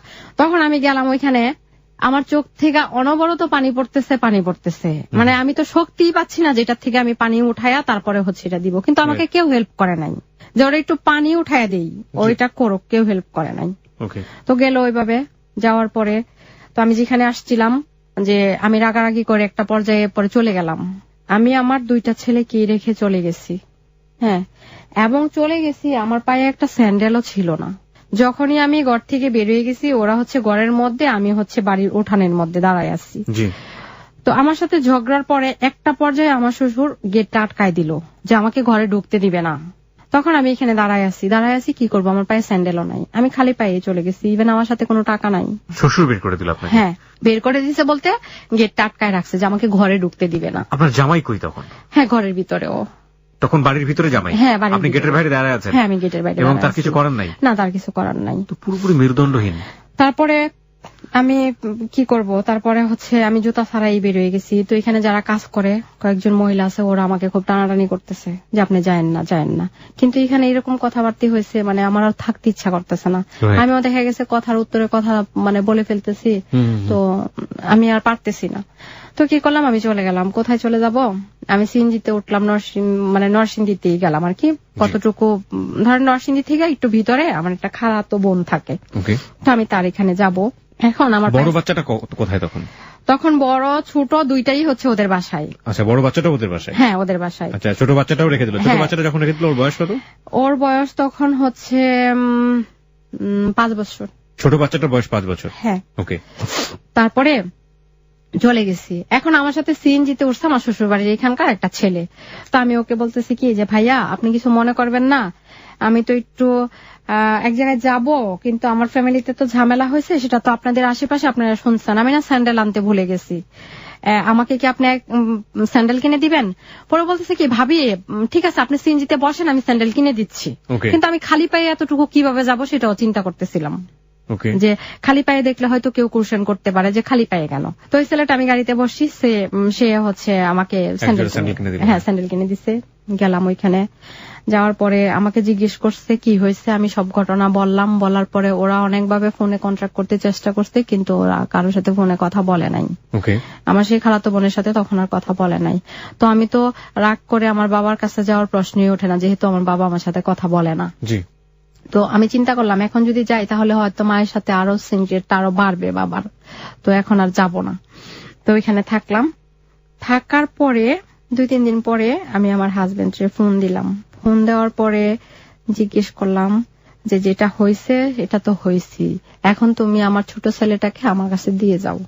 তখন ও বলতেছে কি যে না, দিয়ে যেতে পারবো না, তুমি তোমার মতো থাকো, চলে গেছো, ওরা এখানেই থাকুক, দেখি পরিস্থিতি কি হয়। তখনও সে শান্তভাবে আমার সাথে কথা বলতেছিল। এইখানে যে কিছুদিন আমি থাকলাম নরসিংদীতে, আমার মোবাইলে একটা ফোন আসছে। তারপরে হচ্ছে যখন ছিলাম তখন আমার মোবাইলে একটা ফোন আসছে, সেটা রং নাম্বারের ফোন। তো ফোন দেওয়ার পরে জিজ্ঞেস করতেছে আপনি কে? তো আমি জিজ্ঞেস করলাম আপনি কে? তো সে ফোনটা আসছিল দেশের বাইরে থেকে, হ্যাঁ দেশের বাইরে থেকে নেট নাম্বারে ফোন দিছিল। তো ফোনটা আসার পরে কিছুদিন হচ্ছে স্টপ, কিছুদিন পর পর ফোন দিতেছে, ফোনটা স্টপ। স্টপের পরে স্টপ মানে ফোন আসতেছে, আমি খুব রাগারাগি করতেছি, আপনি কেন ফোন দেন আমাকে, আর ফোন দিয়েন না। আর আমি তো তখন ফোন দিয়ে কি বললো আপনাকে? আমাকে প্রথম দিন ফোন দিয়া বললো কি, প্রথম দিন তার আগে আপনি আমাকে বলেন ছেলেটার নাম কি ছিল? ছেলেটার নাম ছিল হচ্ছে শিপন। শিপন, ওকে, হ্যাঁ বলুন। জি। তো প্রথম দিন ফোন দিয়া বললো কি যে হ্যালো কেমন আছেন, কেমন কি। কিন্তু এখানে আরেকটা ঘটনা আছে আপনাকে যেটা বলতে হবে। আমার একটা পরিচিত লোক ছিল যে আমাকে ফোন দিত, সৌদিতে থাকতো, ফোন দিত। তো তার সাথে আমার কথা হইতো, মাঝে মাঝে ফোন দিত, ওই তার টোন আর তার টোন সেম, একই রকম লাগছিল। একই রকম লাগছিল, আমি কিন্তু বুঝতেছিলাম না যে আসলে কে। রাইট। তো ফার্স্টের দিন যেদিন ফোন দিল, তো আমার সাথে ওই নজরুল যে লোকটা আমাকে ফোন দিত, ওনার টোন আর শিপনের টোন হচ্ছে এক সেম। তো আমি আসলে বুঝতেছিলাম না। সে ফোন দিয়া হ্যাঁ কেমন আছো, ভালো, কেমন কি, অনেক ধরনের কোশ্চেন করছে, যেরকম আর কি হঠাৎ করে মানে খুব পরিচিত। হ্যাঁ পরিচিত। তো আমার না মনে হচ্ছে কি এটা সেই হইতে পারে। তো আমিও তার কথার উত্তর দিয়া যাই। তো মিনিমাম 20 দিন পর যেটা হয়েছে যে আমি বুঝতেছিলাম যে এটা আসলে ওই লোক না। কারণ হচ্ছে কি, আমি যখন তাকে কোশ্চেন করতেছিলাম তখনই সে বলতেছিল মানে এরকম ধরনের যে হ্যাঁ হু হা, মানে টুকটাক কথার উত্তর দিতেছিল, পুরাপুরি ঘটনাটা সে বলতে পারতেছিল না। তখন আমি একটু মানে চিন্তা করলাম যেখানে তো রং কিছু অবশ্যই আছে। কারণ হচ্ছে কি, আমি অনেক কিছু জিজ্ঞেস করতেছি কিন্তু সে বলতে পারতেছে, মানে খুব ছোট্ট কথায় আনসার দিয়ে সে রেখে দিচ্ছে ফোনটা। তো গেল, তখন আমি ভীষণ রাগ করলাম যে আপনি আমাকে আর ফোন দিবেন না, আপনি কে? তো এরকম যাওয়ার পরে কিছুদিন ফোনটা অফ ছিল, হ্যাঁ সে আবার ফোন দিল। আবার ফোন দেওয়ার পরে সে বলল কি যে আমি বলছি কি আপনি সত্যি করে বলেন তো আপনি কে এবং আমার নাম্বারটা কোত্থেকে পাইলেন। তখন বলল কি যে আমি আসলে আপনার নাম্বারটা পাইছি নজরুলের কাছ থেকে, যেমন হচ্ছে ফোন দিত, ফোন দিয়ে রেখে দিত, তো পাশাপাশি রুমে তো ছিলাম, তখনই আমি নাম্বারটা হচ্ছে কাউন্ট করলাম, ওর কাছ থেকে নাম্বারটা নিলাম। তো ঠিক আছে, তো আপনি কেন ফোন দেন? বলে কি আপনার টোন আমার খুব ভালো লাগে। ওকে, হ্যাঁ আমি সেজন্য ফোন দিই। তো তখন হইলো কি, যে সময়টাতে আমি আমার খালাতো বোনের কাছে ছিলাম, আমার বাচ্চারা ছিল না আমার সাথে, বাট সবকিছু সিচুয়েশন মিলায়া হচ্ছে পুরো একটা ডিপ্রেশনে পড়ে গেছিলাম। হ্যাঁ, তো তখন আমার আস্তে আস্তে ওনার কথাগুলি খুব ভালো লাগতেছিল। কার কথা? শিপনের কথাগুলি। জি, ছেলেটার নাম ছিল শিপন। শিপন, কথাগুলি আমার খুব ভালো লাগতেছে। কথা হচ্ছে কি ফোনে? হ্যাঁ ফোনে কথা হচ্ছে। তো ফোনে কথা হচ্ছে, দেখলাম সেও আমার প্রতি মানে খুব কেয়ারফুল, যে আমি কখন খেলাম, কখন ঘুমাইলাম, কখন কি করলাম, এইগুলির প্রতি তার খুব আগ্রহ। কিন্তু আমি তো তখন হচ্ছে আমি আমার ফ্যামিলি বাচ্চাদের কাছ থেকে অনেক দূরে, তো ফোনে তখন আমি ইনভলভ হয়ে গেলাম অনেক বেশি। এদিক দিয়ে আরেকটা অনেক বেশি মানে কি ধরনের ইনভলভ? মানে এই যে আমি আগে পরে কোনো কিছু চিন্তা না করি, সে ফোনে আমাকে কথা বলতেছে, আমিও ফোনে কথা বলতেছি। আপনি তাকে প্রশ্রয় দিয়ে যাচ্ছেন? হ্যাঁ প্রশ্রয় দিয়ে যাচ্ছি, কিন্তু হচ্ছে যে আমি তো আর পরে চিন্তা করতেছি না যে আসলে এটা কি হবে বা কি হতে যাচ্ছে। তারপরে তো ফোন প্রশ্রয় দিচ্ছিলেন যে কথা বলতে ভালো লাগে। আচ্ছা, ওই সময়টাতে কি আপনার হাজবেন্ডের সঙ্গে আপনার সম্পর্ক একেবারেই নাই বললেই চলে? হ্যাঁ একেবারে মধ্যে মধ্যে হয়তো ফোন দিলে হাই হেলো বা খুব রাগারাগি হইতো। আর ওই সময়টাতে আপনি থাকছেন কোথায়? ওই যে আমার খালাতো বোনের এইখানে। খালাতো বোনের ওখানে? মানে নিজের বাড়িতেও জায়গা হচ্ছে না? না, নিজের বাড়িতেও হচ্ছে কোন জায়গা। ছেলে দুটো হাজবেন্ডের কাছে? হাজবেন্ডের কাছে। কিছু করেনও না আপনি? না, আমি কিছু করিও না। খালাতো বোন জায়গা দিল? হ্যাঁ খালাতো বোন তো জায়গা দিল, কারণ হচ্ছে জানে আমার বাবার ব্যাপারটা, যে আমার বাবা আমার সাথে কথা বলে না এই বিষয়টা নিয়ে, ইভেন হচ্ছে এতটা ইন্টারেস্টও নাই। ততদিনে কি জানতে পেরেছে যে আপনার দাদা কিভাবে মারা গিয়েছিল আপনার বাড়িতে? হ্যাঁ, তারপর আমি বলছিলাম, সেটা বেশ অনেকদিন পর বলছিলাম। এটা বলার পর রিয়াকশন কি দাঁড়িয়েছিল? রিয়াকশন দাঁড়াইছিল এটাই যে যা হবার তা তো হয়ে গেছে, তবে ওদের প্রতি হচ্ছে খুব ধারণাগুলি খুব বাজে ছিল আগে থেকেই, খারাপ ছিল আমার শ্বশুর বাড়ির লোকজনদের প্রতি। যেটাই হোক না কেন সেটা তো আপনার জন্যই হচ্ছে। হ্যাঁ, আমার জন্যই হচ্ছে। রাইট, ফাইন, বলুন তারপর। তো কথা হইতেছে এরকম, ভালোই কথা হইতেছে, আমিও হচ্ছে ভালো ইন্টারেস্ট পাচ্ছি, কথা বলতেছি, ফোন দিতেছে। তো হঠাৎ করেই হচ্ছে আমার শ্বশুর বাড়ি থেকে ফোন দিল, আমার হাজবেন্ড ফোন দিল যে আমার বড় ছেলেটা অসুস্থ। অসুস্থ বলতে হচ্ছে খুব অসুস্থ, ওকে ঢাকা নিয়ে যাইতে হবে। তো অসুস্থ সিমটমটা হচ্ছে ধরা পড়ছে কিভাবে, আমার ছেলেটা একদিন বাথরুমে গেল, তো বাথরুমে যাওয়ার পরে টয়লেটে বসার পরে আমার শাশুড়ি, ও আবার দরজাটা লক করে নাই, তো আমার শাশুড়ি ভিতরে ঢুকছে কি কারণে, ও যে ভিতরে আছে সেটা বুঝতে পারে নাই। তো আমার শাশুড়ি যায় দেখে কি আমার ছেলেটা বাথরুম করতে উল্টা দিকে বসছে। ও তো বসার পরে মানে প্রচন্ড পরিমাণে তার শরীর ঘামতেছে, পানি পড়তেছে আর প্রচন্ড খিচুনি। তো আমার শাশুড়ি তারা ধরে নাকি অনেক কান্নাকাটি করতেছে যে এরকম অবস্থা কেন হইলো, কি হইলো, সে উল্টা দিকে বসছে। ওরা বলতেছে যে তুমি এরকম ভাবে কেন বাথরুমে বসলা, কি সমস্যা। তখন ফার্স্ট তার সিমটমটা ধরা পড়ে। তো আমাকে ফোন দিল যে ও তো অনেক অসুস্থ, ওকে ঢাকা নিয়ে যাইতে হবে।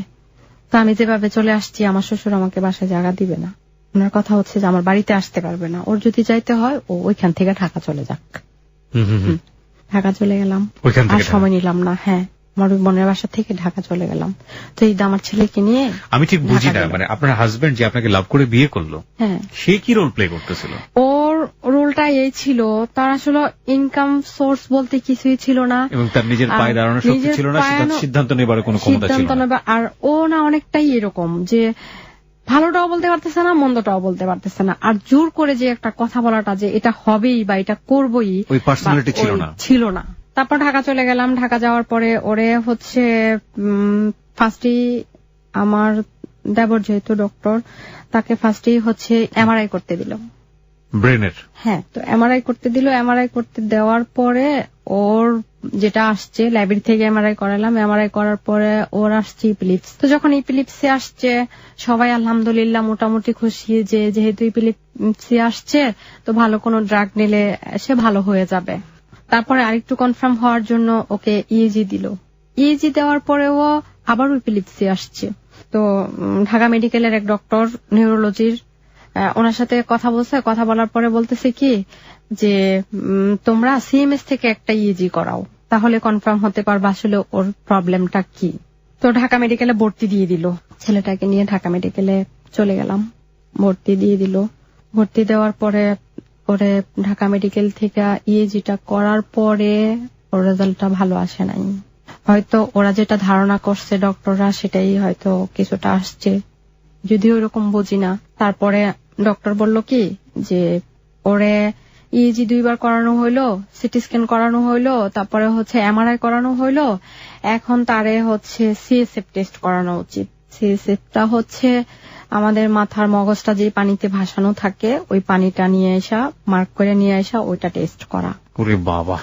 তো এটা খুব লেয়ার ওই সিএসএফ টেস্টটা করা। এটা হচ্ছে মেরুদণ্ডতে সিরিঞ্জ ঢুকায় দিয়া সেই পানিটাকে টেনে নিয়ে আসে। জি, বুঝতে পেরেছি। তো ঢাকা মেডিকেলে যখন ছিলাম তো 10-12 জন ডক্টর গেল। যাওয়ার পরে আমার ছেলেটাকে ধরলো এবং আমাকে বলল কি আপনি চলে যান, আপনি এখানে থাকলে সেটা সহ্য করতে পারবেন না। তো আমাকে বের করে দিয়েছে, আমি চলে গেছি। তো আল্লাহরই হয়তো ভালো রহমত, এটা নাকি অনেকেরই হচ্ছে একবারে আসে না, 2-3 বার মার্ক করা লাগে। তো ওরে একবার ট্রাই করার পরেই ডক্টররা সেটা মানে চলে আসছে। এবং এটা হচ্ছে সিএমএস এ নিয়ে যেতে হবে। হরতাল ছিল, অ্যাম্বুলেন্সে করে সিএমএস এ নিয়ে গেল। তো এই পানিটা নাকি আবার উড়ে যায়, সেটাকে হচ্ছে কিভাবে জানে ওরা নিয়ে গেল। নিয়ে যাওয়ার পরে গেল, টেস্ট করলো। টেস্ট করার পরের দিন 2 দিন পরে সেটা রেজাল্ট দিবে। তো আমার ছেলেকে হচ্ছে দিন মোহাম্মদ স্যার, আজহার স্যার ঢাকা মেডিকেলের ওনারা দেখেন। তো যেদিন রিপোর্ট আনতে গেল আমার দেবর নিজে গেল। যাওয়ার পরে ওর এক ফ্রেন্ডের সাথে নিয়ে গেল। তো ওইখান থেকে সে 2-3টা রিপোর্ট সরায় ফেলা নিচের রিপোর্টটা উঠাইছে। উঠানোর পরে বলতেছে কি আল্লাহ এটা তো নেগেটিভ আসছে। তো ওরা বলতেছে কি দেখো আমি অনেক খুশি হয়েছি, রিপোর্টটা নেগেটিভ আসছে। এখন যদি ইপিলিপসি থেকেও থাকে তাহলে ওরা ভালো কোনো ওষুধ দিলে সে ভালো হয়ে যাবে। তো তার ফ্রেন্ড আবার বলতেছে কি তুমি যে রিপোর্টটা উঠায় এত খুশি হইলা, তুমি কি দেখছো নামটা কার? এটা তো ওর রিপোর্ট না, নিচেরটা ওর। ও উঠাইছে, উঠায় দেখে যে পজিটিভ আসছে। ওহো। তো পজিটিভ আসছে। তখন স্যার হচ্ছে রাউন্ডে, ভিতরে আমি ছিলাম, আমার হাজবেন্ড ছিল, আর ফ্যামিলির লোকজন ছিল অনেকেই। তো নিচতলা বহিরা বিভাগের গেট থেকেই আমি বারান্দায় দাঁড়ানো, তখন ভিতরে যাইতেছি আসতেছি, যেহেতু স্যার রাউন্ডে। সে যখন দেখলো যে স্যার রাউন্ডে, ও দৌড়ায় ভিতরে আসছে। আসার পরেই বলতেছে কি যে স্যার, মানে আমি বারান্দা থেকে দেখতেছি কি ও আজহার স্যারের এখানে জড়ায় ধরে অনেক কান্নাকাটি করতেছে। তো আমি ঠিক বুঝতেছিলাম না আসলে ব্যাপারটা কি। আমি বারবার পিছন পিছন ঘুরতেছি। আজহার স্যার আবার ওর মাথায় হাত দিল, আমার দেবরের মাথায় হাত দিল, দিয়া বললো যে আল্লাহকে ডাকো। তো আমি আবার ঘুরতেছি, ওরা আমাকে কিছু বলে না। তো আমি আবার আজহার স্যার পরের দিন রাউন্ডে আসছে, আমি বললাম কি স্যার আপনি কিছু মনে করবেন না, আপনি তো অনেক বড় ডক্টর, আমি একটা কথা জানতে চাচ্ছি, এসএসপিটা কি সেটা আমাকে একটু বোঝায় বলবেন। স্যার বলে কি তোমাকে কি তোমার ফ্যামিলির লোকজন কিছুই বলে না? আমি বলছি না স্যার, আমার ফ্যামিলির লোকজন তো আমাকে কিছু বলে নাই। বলে কি আমি তোমাকে কতগুলি টিপস দিব, সেই টিপস মতো তুমি চলো আর আল্লাহকে ডাকো। এটার পৃথিবীতে কোনো চিকিৎসা নাই, আল্লাহ যদি ভালো করেন তো করলো, আর নয়তো একটা সময় নির্ধারণ করা আছে, এটা পর্যন্তই থাকবে। তো আমাকে স্যার মাথায় হাত দিয়া বললো কি যে দেখো যা হবার হয়ে গেছে, আমি একটা ম্যাপ করে দিব, সেই ম্যাপ অনুযায়ী হয়তো ছেলেটার মানে সিমটম গুলি ওরকম আসবে। আসার পরে এখন সবচেয়ে বড় নার্স হচ্ছে তুমি। যে চাই বলুক, যে সিচুয়েশনই ফেস করো না কেন, তোমাকে শক্ত থাকতে হবে, তোমাকে সবল থাকতে হবে, এবং তোমাকে সবচেয়ে বড় নার্সিং দিতে হবে। তোমার বাচ্চাটাকে পাশে দাঁড়াইতে হবে, তোমাকে ভেঙে বললে চলবে না। তুমি যদি ভেঙে যাও তাহলে তোমার আরেকটা বাচ্চা আছে, কে করবে তাকে? আর তার সামনে তুমি এক ফোঁটা চোখের পানি ফেলবা না। তার যে বাকি কয়টা দিন সে বেঁচে থাকবে, তাকে ভালোভাবে হাসি খুশিতে বাঁচতে দাও, শেষ সময়টা তার সাথে ওইভাবে কাটাও। কি অসুখটা কি তার? ওর হচ্ছে এসএসপি ভাইরাস। এটা কি জিনিস? এটা হচ্ছে মাথার যে মগজটা আছে সম্পূর্ণটাই হচ্ছে 4 ভাগের 3 ভাগই তখন হচ্ছে নষ্ট হয়ে গেছিল। একটা ভাগ ছিল সেটাতেও আক্রান্ত কিছুটা হয়েছিল তখন। এটা খুব লেয়ার। ওর যখন হয়েছিল তখন উত্তরাতে ক্যান্সারের চেয়ে ভয়াবহ। হ্যাঁ, এটার কোনো চিকিৎসাই নাই, কোনো ট্রিটমেন্টই নাই। SSP virus. হ্যাঁ, এসএসপি ভাইরাস। তো একটা মেয়েকে পাইছিলাম উত্তরাতে। ওই মেয়েটা হচ্ছে অ্যাপোলো হসপিটালে 4 মাস বেঁচে ছিল, তারপরে মারা গেছে। আপনার ছেলে সম্পর্কে কি বলেছে ডাক্তার? আমার ছেলে সম্পর্কে তখনই বলছিল যে এই বছরের মার্চের 6 তারিখ পর্যন্ত ওরা একটা ডেট দিয়ে দিছিল। কি কি সিমটমের কথা বলেছিল? সিমটমগুলি বলছিল যে ওর যদি সত্যি এসএসপি হয়ে থাকে তাহলে সে এখন কথা বলতে পারে, পরে কথা বলতে পারবে না। এখন হাঁটতে পারে, পরে হাঁটতে পারবে না। এগুলো কি হয়েছে? এখন খাইতে পারে, পরে খাইতে পারবে না। তারপর হচ্ছে আস্তে আস্তে সে একেবারে বিছানায়। এখন কি তাই? হ্যাঁ, এখন তাই। ও ডক্টর আমাকে যা যা বলেছে ফার্স্টের দিন তাই হয়েছে, এবং সেম। এবং বলছে কি যে এমন একটা সময় আসবে যখন তার খাবারটা বন্ধ হয়ে যাবে, তখনই তোমাদের হসপিটালাইজ করতে হবে এবং নল দিয়া খাওয়াইতে হবে। এটা কখনো কিওর হয় না? পৃথিবীতে এরকম কোনো না, আবার নিশ্চিত মৃত্যু জেনে সামনে। আপনার সন্তানের বয়স কত এখন? এখন হচ্ছে 14 বছর। এখন ওকে এভাবে বেডে পড়ুয়া অবস্থায় আছে? হ্যাঁ, খেতে পারে না? না, খেতে পারে বলতে হচ্ছে যেমন অল্প একটু ভাত নিলে, 1 চামচের অর্ধেক ভাত নিলে সেটা হচ্ছে 2-3 ঘন্টা লেগে যায় খাওয়াইতে, তাও পুরোটা খাওয়া শেষ হয় না। একেবারে সারাদিন 24 ঘন্টা বেডেই পড়ে থাকে। ও বাথরুম করতে বলতে পারে না, প্রস্রাব করবে বলতে পারে না, ইভেন সে 1 ফোঁটা পানি খাবে সেটাও বলতে পারে না। তো আমাকে টেক কেয়ারটা আমার করতে হয় বলতে হচ্ছে, এখানে আরো কথা আসবে, তারপর ওইখান থেকেই হচ্ছে ডক্টর তো এগুলি বলেই দিল। তো এখন ওদিক দিয়ে হচ্ছে ঢাকা মেডিকেলে থাকতে থাকতেই হচ্ছে আমার আম্মা অসুস্থ হয়ে গেছে, ওনার ক্যান্সার। উনি সমরিত হসপিটালে ভর্তি ছিল তখন। মারও ক্যান্সার? হ্যাঁ, মার ক্যান্সার ধরা পড়ছে তখন আমার ছেলে হচ্ছে ঢাকা মেডিকেলে, মা হচ্ছে সমরিত হসপিটালে। মায়ের অপারেশন হয়েছে, প্রতিদিনই হচ্ছে কেমো দেওয়া লাগে। তারপরে হচ্ছে সপ্তাহের মধ্যে 4 দিনই কেমো দেওয়া লাগে। তো এখান থেকে হচ্ছে যে আম্মা হসপিটালে, এদিক দিয়ে হচ্ছে ছেলেকে দেখি। আবার দেখা গেছে যে মাসুদকে বলি যে তুমি ওর সাথে থাকো, আমি হচ্ছে মায়ের কাছে যাই। তো এরকম করে যাইতেছে।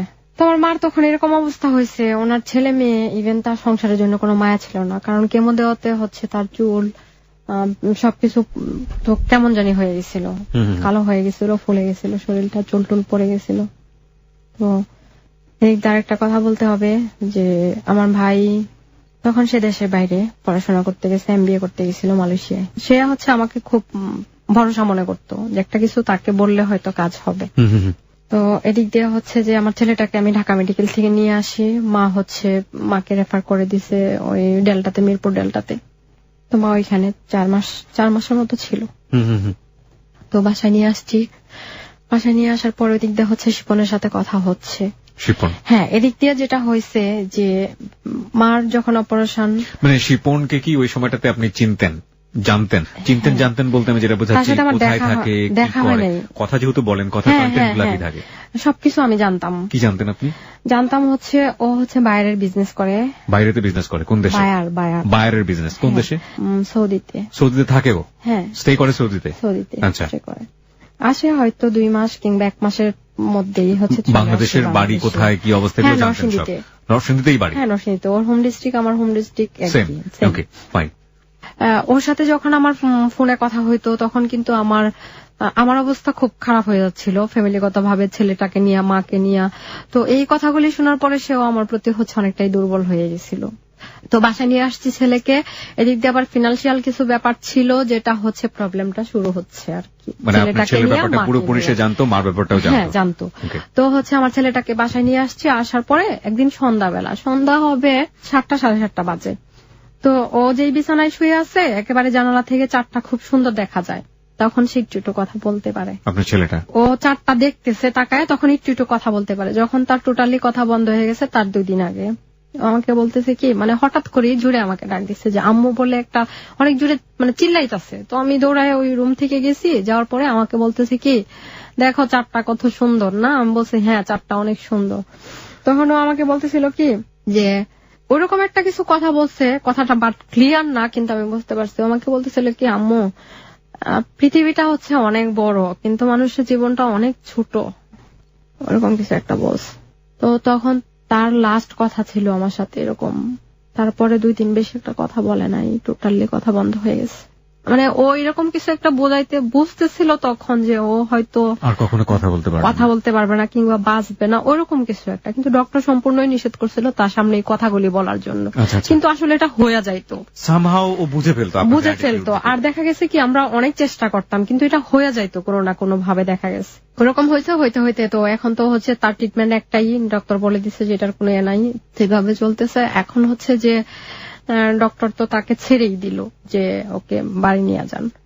তো এদিক দিয়া আমার মাসুদের সাথে আমার কোনো ভালো তো সম্পর্ক নাই। তো এদিক দিয়া হয়েছে বাড়িতে গেলাম। বাড়িতে যাওয়ার পরে হচ্ছে আমার শ্বশুর বাড়ি আরেকটা সিচুয়েশন তৈরি হইলো। ওইখানে যাওয়ার পরে অদ্ভুত যে ব্যাপার সেটা বলতে হবে। যখন বাড়িতে গেলাম ছেলেকে নিয়ে, তখন হচ্ছে আমি অন্যরকম একটা পরিবেশ ফিল করলাম। আশেপাশের লোকজন, গ্রামের লোকজন তো আয়সা বলতেছে কি, আল্লাহ, ছেলেটা এরকম হয়েছে, বাবা মার নিশ্চয়ই কোনো পাপ ছিল, যেটার ফল হচ্ছে ছেলেটার উপরে গেল।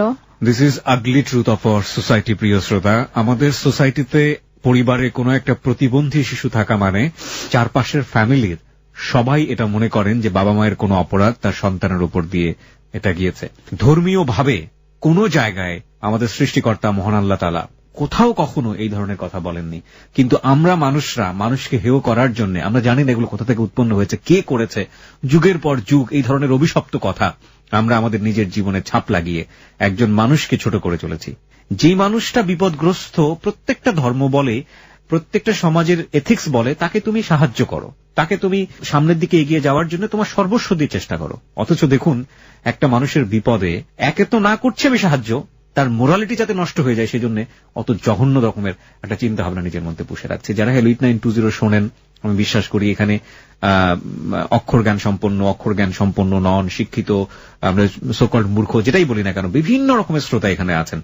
সবার প্রতি শ্রদ্ধা রেখে বলছি, একটা পরিবারে প্রতিবন্ধী শিশু থাকা মানে ওই প্রতিবন্ধী শিশুটাকে বিশেষ শিশু হিসেবে দেখা, মানুষটাকে বিশেষ মানুষ হিসেবে দেখা, তার প্রতি বিশেষ একটা অ্যাটেনশন দেয়া, তাকে সহযোগিতার হাত বাড়িয়ে দেয়া, এবং ওই ধরনের মনোভাব তো পোষণ করার প্রশ্নই ওঠে না। বরং যদি কেউ পোষণ করে, তাকে খুব সুন্দর করে বোঝানো যে এও মানুষ এবং এর বাঁচার অধিকার আছে খুব সুন্দরভাবে। আর আমরা যারা সুস্থ মানুষ, 2 হাত আছে, 2 পা আছে, সুস্থভাবে চিন্তা করতে পারি, তারা যদি তাকে অসুস্থভাবে চিন্তা করি, আমরাই মূলত আমাদের মানসিক জায়গা থেকে প্রতিবন্ধীদের মতো আচরণ করছি। আমরাই আসলে এক্সাক্ট প্রতিবন্ধী, ওরা প্রতিবন্ধী না। এই জিনিসটা যেন আমাদের সবার মাথার মধ্যে থাকে। প্লিজ অন্তত এই ট্যাবুটাকে কোনোভাবেই নিজের মাথায় প্রশ্রয় দিবেন না যে বাপ মায়ের কোনো অপরাধের কারণে সন্তানটা আসলে এইভাবে এফেক্টেড হয়। Please never do that. তো তারপরে এরকম বলতে থাকে বলতে থাকলে হচ্ছে এমনিতেই হচ্ছে ছেলেটাকে নিয়ে মানে সহ্য করতে পারতেছি না। আর আমার ছেলেটা মাশাআল্লাহ অনেক সুন্দর চেহারা, ওকে আমি মুড়ার মধ্যে দাঁড়ায় মাথা আশ্রয় দিতে হয়, সে এত লম্বা, এত সুন্দর চেহারা। এরকম যাইতে যাইতে দেখা গেছে কি ঠিক আছে আশেপাশের মানুষ বলে সেটা মেনে নিলাম, কিন্তু যখন আমার শ্বশুর শাশুড়ি ওনারাও বলতে শুরু করলো মানে তখন আর ঠিক সহ্য করতে পারি নাই। তারপর হচ্ছে মানে এটা নিয়ে লাগতে লাগতে আমার শ্বশুর এক পর্যায়ে খুব বাজে বিহেভ করা, ইভেন আমাকে উনি একদিন আমার উপর হাত উঠাইছে। আমার শ্বশুর হ্যাঁ কথা কাটাকাটি করতে করতে আমার উপর হাত উঠাইছে। তো এখানে আমার হাজবেন্ডও সামনে ছিল, ও কিছু বলে নাই। আমি সেদিনই আবার বাড়ি থেকে বের হয়ে গেছি। তো বের হয়ে যাওয়ার পরে আমি হচ্ছে নরসিংদীতে আলাদা একটা বাসা নিলাম, নিয়ে ওইখানে উঠে গেলাম। তো তখনই হচ্ছে আমার ফিনান্সিয়াল প্রবলেম গুলি শুরু। তো তখনই শিপন তখন আমার টাকা দরকার, কারণ আমার হাতে টাকা নাই, আমাকে তো সাপোর্ট দিবে না। আর আমি চলে আসছি তখন এই জন্য যে আমি যদি ওইখানে থাকি দেখা গেছে ওদের সাথে লাগতে লাগতে আমার ছেলের সামনে এগুলি আইসা পড়ে, তো ওর প্রভাবটা আমার প্রভাবটা ওর উপর পড়তেছে। তো আমি চাচ্ছিলাম যে আমি নাই থাকি, ওরাই ওদেরকে করলো, কিন্তু সেগুলি না বুঝুক, ভালো থাকুক, আমি যাচ্ছি আসবো দেখবো এরকম। চলে গেছি। চলে যাওয়ার পরে তো শিপন আমি বলছি যে আমার তো মানে চলে আসছি, তো ও নিজে থেকেই বলতেছে যে হ্যাঁ বুঝতে পারতেছি এখন তোমার টাকা দরকার। সে আমাকে 50,000 টাকা পাঠালো প্রথম। হ্যাঁ প্রথম। কত সালে এটা? এটা 4 বছর আগে হবে। 4 বছর আগে আপনাকে যে 50,000 টাকা পাঠালো, ওই সময় আর শিপনের সাথে আপনার সম্পর্কটা কি? ওই সময় তো সম্পর্কটা ওরে আমি দেখি নাই এখনো। দেখেন না সেটা তো ঠিক আছে, বাট ফোনের মধ্যে অনেক ধরনের সম্পর্ক হয়ে যায় না? হ্যাঁ ফোনের মধ্যে অনেক ধরনের সম্পর্ক হয়ে গেছে। তো ওরে তো আমি একটা পর্যায়ে তো লাভটা চলেই আসছে। ওইটা কি 50,000 টাকা পাঠানোর আগে না পরে? এটা 50,000 টাকা পাঠাইছে, হ্যাঁ তখনও প্রেমের সম্পর্কই চলছে। হ্যাঁ চলতেছে, মানে কথা বলতেছি। আসলে ওই রকম প্রেমালাপ বলতে তার সাথে আমার কিছুই হয়ে ওঠে নাই, কারণ হচ্ছে আমার তো তখন সময়টা ওইরকম ছিল না। যখনই ফোনে কথা বলতাম মা নয়তো ছেলে নয়তো ফ্যামিলি, বিষয়গুলি ওরকম। কিন্তু এর মধ্য দিয়ে তার উপরে সুন্দর একটা ডিপেন্ডেন্সি তৈরি হয়েছে, এবং সেও আপনাকে ওইভাবেই চিন্তা করছে। ওইভাবেই চিন্তা করেছে, এবং আমি অনেকটাই তার প্রতি এতটা দুর্বল আর এতটাই হচ্ছে ডিপেন্ড হয়ে গেছি যে আমার একটা কষ্ট হলো আমি তাকেই বলতে হবে, ওরকম হয়ে গেছে। ওর জীবনে কেউ কি ছিল এরকম ওই সময়টাতে? আপনি জানতেন কিছু ওর সম্পর্কে? ওই সময়টাতে ও বিবাহিত ছিল। ও বিবাহিত ছিল? হ্যাঁ। ওর লাইফে কি এরকম কোনো প্রবলেম ছিল যেটা আপনার সঙ্গে শেয়ার করতো? না, ওর লাইফে এরকম কোনো প্রবলেম ছিলই না। তারপরেও আপনাকে এভাবে এসে রিসিভ করছে। আপনি যদি কোনো কোশ্চেন করেননি কখনো যে? আসলে আমি তো ওই টাইমটাতে আমার কোশ্চেন করার কোনো সুযোগ ছিল না। এক্স্যাক্টলি। এবং ওই সময়টাতে আপনি যাই পাবেন সমুদ্রের মধ্যে খড়কুটো, ওটা ধরে আপনি বাঁচার সার্ভাইভ করার চেষ্টা করবেন। কিন্তু আসলে এটা কি দাঁড়ায়, এটা কি হয় শেষ পর্যন্ত? আমরা আসলে প্রতি মুহূর্তে আমাদের সারাউন্ডিং থেকে বিভিন্ন রকমের সাহায্য নিয়ে বাঁচার চেষ্টা করি, শেষ পর্যন্ত আসলে তা আমাদেরকে কি বাঁচতে দেয়? যাই হোক, আমরা শাওনের জীবনের গল্পে আবারও ফিরতে চাই। হ্যাঁ শাওন, যেখানটা আমরা ছিলাম, তারপর? হ্যাঁ তারপরে তো চলে গেলাম ওইখানে, ও হচ্ছে টাকা দিল। তো ওরে আমি আবার একটা কোশ্চেন করছি যে তুমি তো আমাকে দেখলাই না, আমিও তোমাকে দেখি নাই, তুমি আমাকে টাকা দিয়ে দিছো। বলে কি আমি যাকে টাকা দিছি তাকে বিশ্বাস করি টাকা দিছি, সে চলে গেলেও আমার কোনো আপত্তি নেই। বলছে আমি তো মোবাইলটাও বন্ধ করে দিতে পারতাম। ও বলে কি আমার সম্পূর্ণ বিশ্বাস আছে যে তুমি এটা করবা না। তো গেল টাকা দিল, ওরকম টুকটাক এটা সেটা করতে করতে খরচ হয়ে গেল। খরচ হয়ে গেল। এখন কিছুদিন পরে আবার যেটা হয়েছে যে আমি বাড়িতে যাচ্ছি না কিছুদিন, মানে চলে আসছি যাচ্ছি। বাড়ি মানে নিজের বাড়ি না, আমার শ্বশুর বাড়ি। শ্বশুর বাড়ি। তো এখানে হচ্ছে যে ও এরকম ভাবে টাকা দিতেছে, লাগতেছে টাকা দিতেছে, ও আবার ওইরকম টেক কেয়ার করতেছে, কি খাচ্ছি কি পড়তেছি কি করতেছি সব এভরিথিং যা আছে অলওয়েজ যা আছে সব। তো গেল এটা যাওয়ার পরে একটা সময় হচ্ছে আমার মায়ের টাকা টোটাল চিকিৎসা করতে টাকা খরচ হয়েছে প্রায় 33 লক্ষ টাকার মতো। তো এখানে আমার চিকিৎসার মধ্যে হচ্ছে মানে একটু প্রবলেম হয়ে গেছিল, টাকার ক্যাশ টাকা ছিল না। পরে আমি একদিন বলছি এরকম তো প্রবলেম হয়েছে।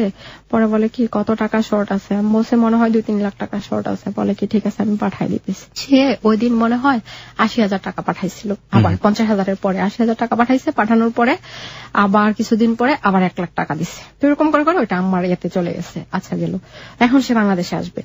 তো বাংলাদেশে আসছে, বাংলাদেশে আসার পরে ওরে যেদিন আমি ফার্স্টে দেখলাম আমি তাকে ডাইরেক্টলি বলে ফেলছি তুমি আমাকে হেল্প করছো, হয়তো কিছু করছো, আমি তোমাকে দেখলাম, তোমাকে আমার ভালো লাগে নাই। হ্যাঁ দেখার পর একেবারে ফার্স্ট মানে একেবারে স্টেট এটা বলে দিছি তারে। ও বলে কি আমার একটু মন খারাপ হয়নি, তুমি ভালো থাকবা, আমার হেল্পে যদি ভালো থাকো তাহলে আমার ভালো লাগবে।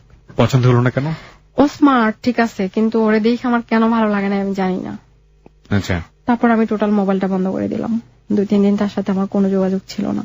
এক ধরনের কমিটমেন্ট তৈরি হয় না, এক ধরনের কি বলা যেতে পারে এটাকে, যে যেহেতু আপনাকে এত হেল্প করেছে সুতরাং আপনি ওখান থেকে সরতে পারছেন না। না পরে 2-3 দিন যখন বন্ধ করে দিলাম তখন আবার নিজেই হচ্ছে আমি তারে ফোন করে আবার সরি বলছি যে আমার এটা ঠিক হয় নাই। মানে মাফ করে দিও, আমার এটা ঠিক হয় নাই আসলে। এত কথা বলার মতো সময় সুযোগ আমার ছিল না।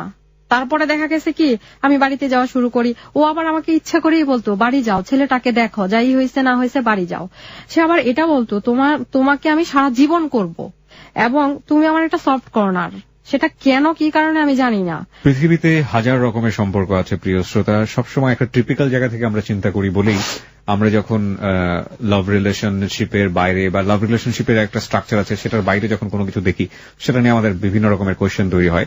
এই সম্পর্কের ক্ষেত্রেও ঠিক সেটা হতেই পারে আপনার জায়গাটি থেকে, এবং জাস্টিফিকেশনের জায়গা থেকে আপনি তো চিন্তাই করতে পারেন যে হাজবেন্ড স্টিল তারপরেও একটা মেয়ে কেন এই ধরনের এক্সট্রা ম্যারিটাল অ্যাফেয়ারের মধ্যে জড়াবে। এক্সট্রা ম্যারিটাল অ্যাফেয়ার কিংবা অ্যাডাল্টারি সম্পর্ক যেটাই বলি না কেন, এটা সিচুয়েশনাল কেস ম্যাক্সিমাম ক্ষেত্রেই, এবং সেটাকে খারাপ চোখে খারাপ জায়গা থেকে দেখার একটা সুযোগ আছে সামাজিক দৃষ্টিভঙ্গির জায়গা থেকে। কিন্তু সবসময় কি সেটা খারাপ, এটাও তো একটা প্রশ্ন। কারণ কেউ কি আসলে ইচ্ছে করে এই ধরনের সম্পর্কে জড়ান? বলুন আপনার যে পরিস্থিতি সেখান থেকে আসলে এই সম্পর্কটাকে কোনোভাবে আমরা দেখতেই পারি। তারপরে হচ্ছে আপনার ছেলেটা, বড় ছেলেটা কোথায় থাকে? আপনার হাজবেন্ড? হ্যাঁ, আমার শ্বশুর বাড়িতে থাকে। আচ্ছা, ওকে টেক কেয়ার করতো কেউ? ওকে টেক কেয়ার করতো। এখানে আমার শাশুড়ি ওকে অনেক করে, আর কাজের মহিলা আছে 2-3 জন, ওরা ওকে টেক কেয়ার করে। ওর বাবা তো থাকেই। আর আপনার ছোট ছেলেটা? আমার সাথে। ছোট ছেলেটাকে আপনি নিয়ে আসছেন? হ্যাঁ, নিয়ে আসছি। আচ্ছা, তো তারপর থেকে আমার যেটা হয়েছে, ওর সাথে সম্পর্কটা হওয়ার পরে যখন আমার সাথে দেখা হয়েছে, একদিন তাকে না বলে একদিন আমরা ঘুরতে গেলাম। তার দ্বিতীয় দিন যেটা দেখা, উজানবাটিতে বসলাম। তো উজানবাটিতে বসার পরে ও তো ওয়াশরুমে গেল, ওর মোবাইলটা রেখে গেল টেবিলে, যেটা আমি খুব অন্যায় করছি। তার কাছ থেকে পারমিশন নেই নাই। আমি তার কাছ থেকে, তার মুখ থেকে পারভেজের নাম অনেক শুনতাম, সেটা হচ্ছে তার অফিসের ম্যানেজার। তো তার নাম্বারটা চুরি করে নিয়ে নিলাম। তখন আমার আগ্রহটা এত বেশি ছিল যে যেই মানুষটা আমার জন্য এত করে, আসলে ব্যাপারটা কি, কেন করে, তার বিজনেসটা আসলে কি। আর একটা মানুষের টাকা থাকতে পারে, একজনকে এভাবে টাকা তো দেয় না। মানুষের ভেতরে কোয়ারি একটা মারাত্মক রকমের জিনিস। আপনার ভালো হোক বা মন্দ হোক, সেটার যদি যুক্ত উত্তর আপনি না পান, সেটার পেছনে আপনার সন্দেহ কাজ করবেই। যাই হোক, বলুন। তারপর তো আবার আরেকদিন আমার আরেকটা ইন্টারেস্ট হইলো, আমি জাকির সম্পর্কে সবসময় শুনতাম, যেটা দেশের বাইরে তার ফ্রেন্ড থাকতো। সেই জাকির তখন বাংলাদেশে। আমি আবার পারভেজকে ফোন দিলাম। তো পারভেজকে আমি বলতেছি কি, পারভেজ, তোমার মামা তো আমাকে জাকির ভাইয়ের নাম্বারটা দিছিল, সেটা আমি হারাই ফেলছি, প্লিজ তুমি আমাকে আবার জাকির ভাইয়ের নাম্বারটা দাও। নাম্বার দিছে, তখন আমি জাকির ভাইকে ফোন দিচ্ছি, জাকির ভাই আপনি কোথায় আছেন, আমার পরিচয়টা আপনি নাই জানলেন, আমি যখন আপনার সাথে সরাসরি দেখা করবো তখন জানবেন। যাওয়ার পরে আমি যখন ডিটেলস ঘটনা ওনাকে বললাম, আমি দেখলাম কি উনি আমাকে ভালো কিছু রেসপন্স করে নাই। আমি যে বিষয়গুলি না জানি সেই বিষয়গুলো উঠে আসতে লাগলো। কিরকম? যে শিপনের তো অনেক টাকা আছে, তার তো এই ধরনের মেয়ের সাথে অনেক ফিজিক্যালি রিলেশনে জড়ায়া অনেক মেয়েদের পিছনে টাকা খরচ করছে, কিন্তু আমার জন্য সে এতটুকু করছে, এই জায়গা থেকে আমি এটা ওনাকে বলি নাই। না বলাতেই উনি আমাকে এত কিছু বলে দিচ্ছে। তো বলে দেওয়ার পরে আমার ইন্টারেস্টটা আরো বেশি হইতে লাগলো। কেন? মানে এই কথাগুলি জানার পরে। ইন্টারেস্টের কারণটা হলো অনেকগুলি মেয়ের নাম আসছে এখানে, তাহলে আমার সন্দেহ হইতেছে যে সে কি করতেছে, বাট কি করতে চাইতেছে আমি তো বুঝতে পারতেছি না। আচ্ছা, এখানে আপনার কাছে আমার একটু ফুল স্টপ দিয়ে কিছু কোয়েশ্চেন আছে। এই যে যখন আপনি কোয়েরিটা করছেন, এই কোয়েরির আগ পর্যন্ত সে আপনাকে আনুমানিক কত টাকা হেল্প করেছে? এটার আগ পর্যন্ত আমাকে সে আনুমানিক হেল্প করছে প্রায় 20-22 লক্ষ টাকা। হ্যাঁ, 20-22 লক্ষ টাকার এই টাকা মানে সবকিছু আদার্স মিলায় হবে, সবকিছু মিলিয়ে 20-22 লক্ষ টাকা আপনাকে হেল্প করেছে। এর মধ্যে আপনার সাথে কোন ধরনের কোন অনৈতিক সম্পর্ক সে জড়াতে ইচ্ছা বা মনোভাব কি পোষণ করে? না, ইচ্ছা পোষণ করে নাই, কিন্তু ফোন আলাপে দেখা গেছে মাঝে মাঝে একটু ফোন আলাপে আমি ওটা অন্য বিষয়। বাট আপনার সঙ্গে ধরনের সম্পর্ক হয়নি? না, আমার সাথে আপনার সঙ্গে যখন সে ঢাকায় মিট করেছে তখন ওই ধরনের সম্পর্ক হয়নি? কোথাও সে অফারও করেনি? না, কোথাও অফারও করে নাই। তাহলে আপনার মাথার ভিতরে কি এই একটা কোয়েশ্চেন রেজ করা উচিত ছিল না? না, উচিত। 20-22 লক্ষ টাকা সে আপনার পেছনে ইনভেস্ট করলো, ইনভেস্ট বলবো না আমি, আপনাকে দিল, এবং আপনার সাথে এই ধরনের কথা বলার সুযোগও ছিল যেহেতু আপনি তাকে লাভ করেন। সেই অর্থে আপনার কোয়েরিটা করা উচিত হচ্ছে না, কারো ব্যক্তিগত জীবন নিয়ে ঘাটাঘাটি করাটা উচিত। হ্যাঁ, এখানে একটা কথা বলতে হবে, এটা সে যখন এটা জানছে তখন আমাকে বলছিল বা আমার ফ্রেন্ডদেরকে বলছিল যে ওকে না করো, যে আমারকে খুঁচাইতে, কারণ হচ্ছে না খুঁচাইতে। তখন আমি জাকির ভাইয়ের সাথে দেখা করার পরে রাস্তায় এসে ওকে আমি ফোন দেই। ফোন দেওয়ার পরে ও ঘুমাইতেছিল দেশের বাইরে। তখন আমি বলছি কি, আচ্ছা শিপন, শানুকে, সুমনাকে, এমন কিছু নাম আসলো, শম্পাকে। ও আমার বলে কি, তোমার কি মাথা নষ্ট হয়ে গেছে, কার কাছ থেকে কি শুনছো, মানে ক্ষিপ্ত, অনেক ক্ষিপ্ত। তারপর আমার বলে কি লাস্টে, আমি এমনই, তোমার কোনো প্রবলেম, তোমার ইচ্ছা হলে থাকো, না ইচ্ছা হলে চলে যাও। একটা মানুষ এভাবেই টেম্পার্ড হয়। আপনি আচ্ছা, আপনি কোয়েরিটা কেন করলেন? আমাকে এই প্রশ্নের উত্তর, আপনি তো ভালোই ছিলেন, আপনি কোয়েরি? হ্যাঁ, আমি ভালোই ছিলাম। আমি কোয়েরিটা করছি একটা কারণে। এখানে একটা ঘটনা আমার বলা হয় নাই। ওর সাথে একদিন উত্তরায় আমি বসেছিলাম, সেটা সকালবেলা ছিল, 10টার দিকে হবে। বসে থাকার পরে ওর মোবাইলে একটা ফোন আসছে। তো মোবাইলটা বারবার ফোন আসতেছে, ও চাচ্ছিল ফোনটা বন্ধ করে দিতে, কিন্তু ওর হাতের চাপ লেগে মোবাইলটা বন্ধ না হয়ে সেটা লাউড হয়ে গেছে। আচ্ছা, হ্যাঁ। তো ওইখান থেকে একটা মেয়ে তাকে বলতেছিল যে ভাইয়া আপনি বারবার কেন লাইনটা কেটে দিচ্ছেন, ভাবি কি পাশে? ও, তখন আমি মনে করলাম যে এনিথিং রং। হ্যাঁ, তো সেই দিন আমি অনেক কান্নাকাটি করছি এবং ওরা আমি বলছি যে আসলে কে সেটা আমাকে খুলে বলো। ওর মেয়েটার বাড়ি ছিল গোপালগঞ্জে। তো সে আমাকে যেটা বললো, আমার পায়ে ধরে মাপ পর্যন্ত চাইছে সে। আমি ইজ কোয়াইট অ্যাবসার্ড রিলেশনশিপ। এক তো হচ্ছে যে আপনাকে সে বউ হিসেবেও চায় না, না, আপনাকে গার্লফ্রেন্ড হিসেবে দেখে, সো কল্ড গার্লফ্রেন্ড, মানে গার্লফ্রেন্ডের সাথে যে ধরনের সম্পর্ক হয় সে ধরনের সম্পর্ক না। তার স্টিল ওয়াইফ আছে, বাচ্চা কাচ্চা নিশ্চয়ই আছে। তাহলে আপনাদের এই আরেকটা মেয়ে নিয়ে সমস্যা হওয়া, কান্নাকাটি হওয়ার মানেটা কি? মানে আমি চাচ্ছিলাম, তাকে বারবার কোশ্চেন করছিলাম যে তোমার যদি কিছু সত্যতা থেকে থাকে তোমার লাইফে নিয়ে আপনার সমস্যাটা কোথায়? আপনি তো সেই ধরনের সত্যের ফেস হবেন না। হ্যাঁ, আপনি তো তার আরেকটা গার্লফ্রেন্ড হচ্ছেন না, আপনি তার ওয়াইফও হচ্ছেন না। কিন্তু হচ্ছে আমার এটা খুব লাগতো তখন। কেন লাগতো আমি জানতাম না, আপনি মেনে নিতে পারতাম না। হ্যাঁ, তখন থেকে আমার সন্দেহটা শুরু। ঠিক আছে, তো তখন আমি এখানে আরেকটা কথা বলে রাখি আপনাকে। ওই জায়গাটা থেকে তখন আমি যে শানু মেয়েটা, ওর সাথে ও তখন দেশের বাড়ি চিল্লাইতেছে, ও না করতেছে। ওর বাড়ি হচ্ছে শফিপুর। হ্যাঁ, শফিপুর, ওর একটা পার্লার আছে। আমি সেইখানে চলে যাই। আপনি এতটা ক্রেজি হয়ে যান? হ্যাঁ, আমি ঠিকানা নিয়ে ওখানে চলে যাই। শানুর কাছে যাওয়ার পরে আমি ফার্স্টে পার্লারে কাজ করাই, ওর পার্লার আছে। দ্বিতীয় দিন হচ্ছে তার আমি পরিচয় দিই যে শিপনের ব্যাপারে কিছু বলো। তো ওই মেয়েটা সবকিছু বলে দিচ্ছে আমাকে। কি বললো? তার সাথে একটা সম্পর্ক ছিল, কি হয়েছে না হয়েছে আছে।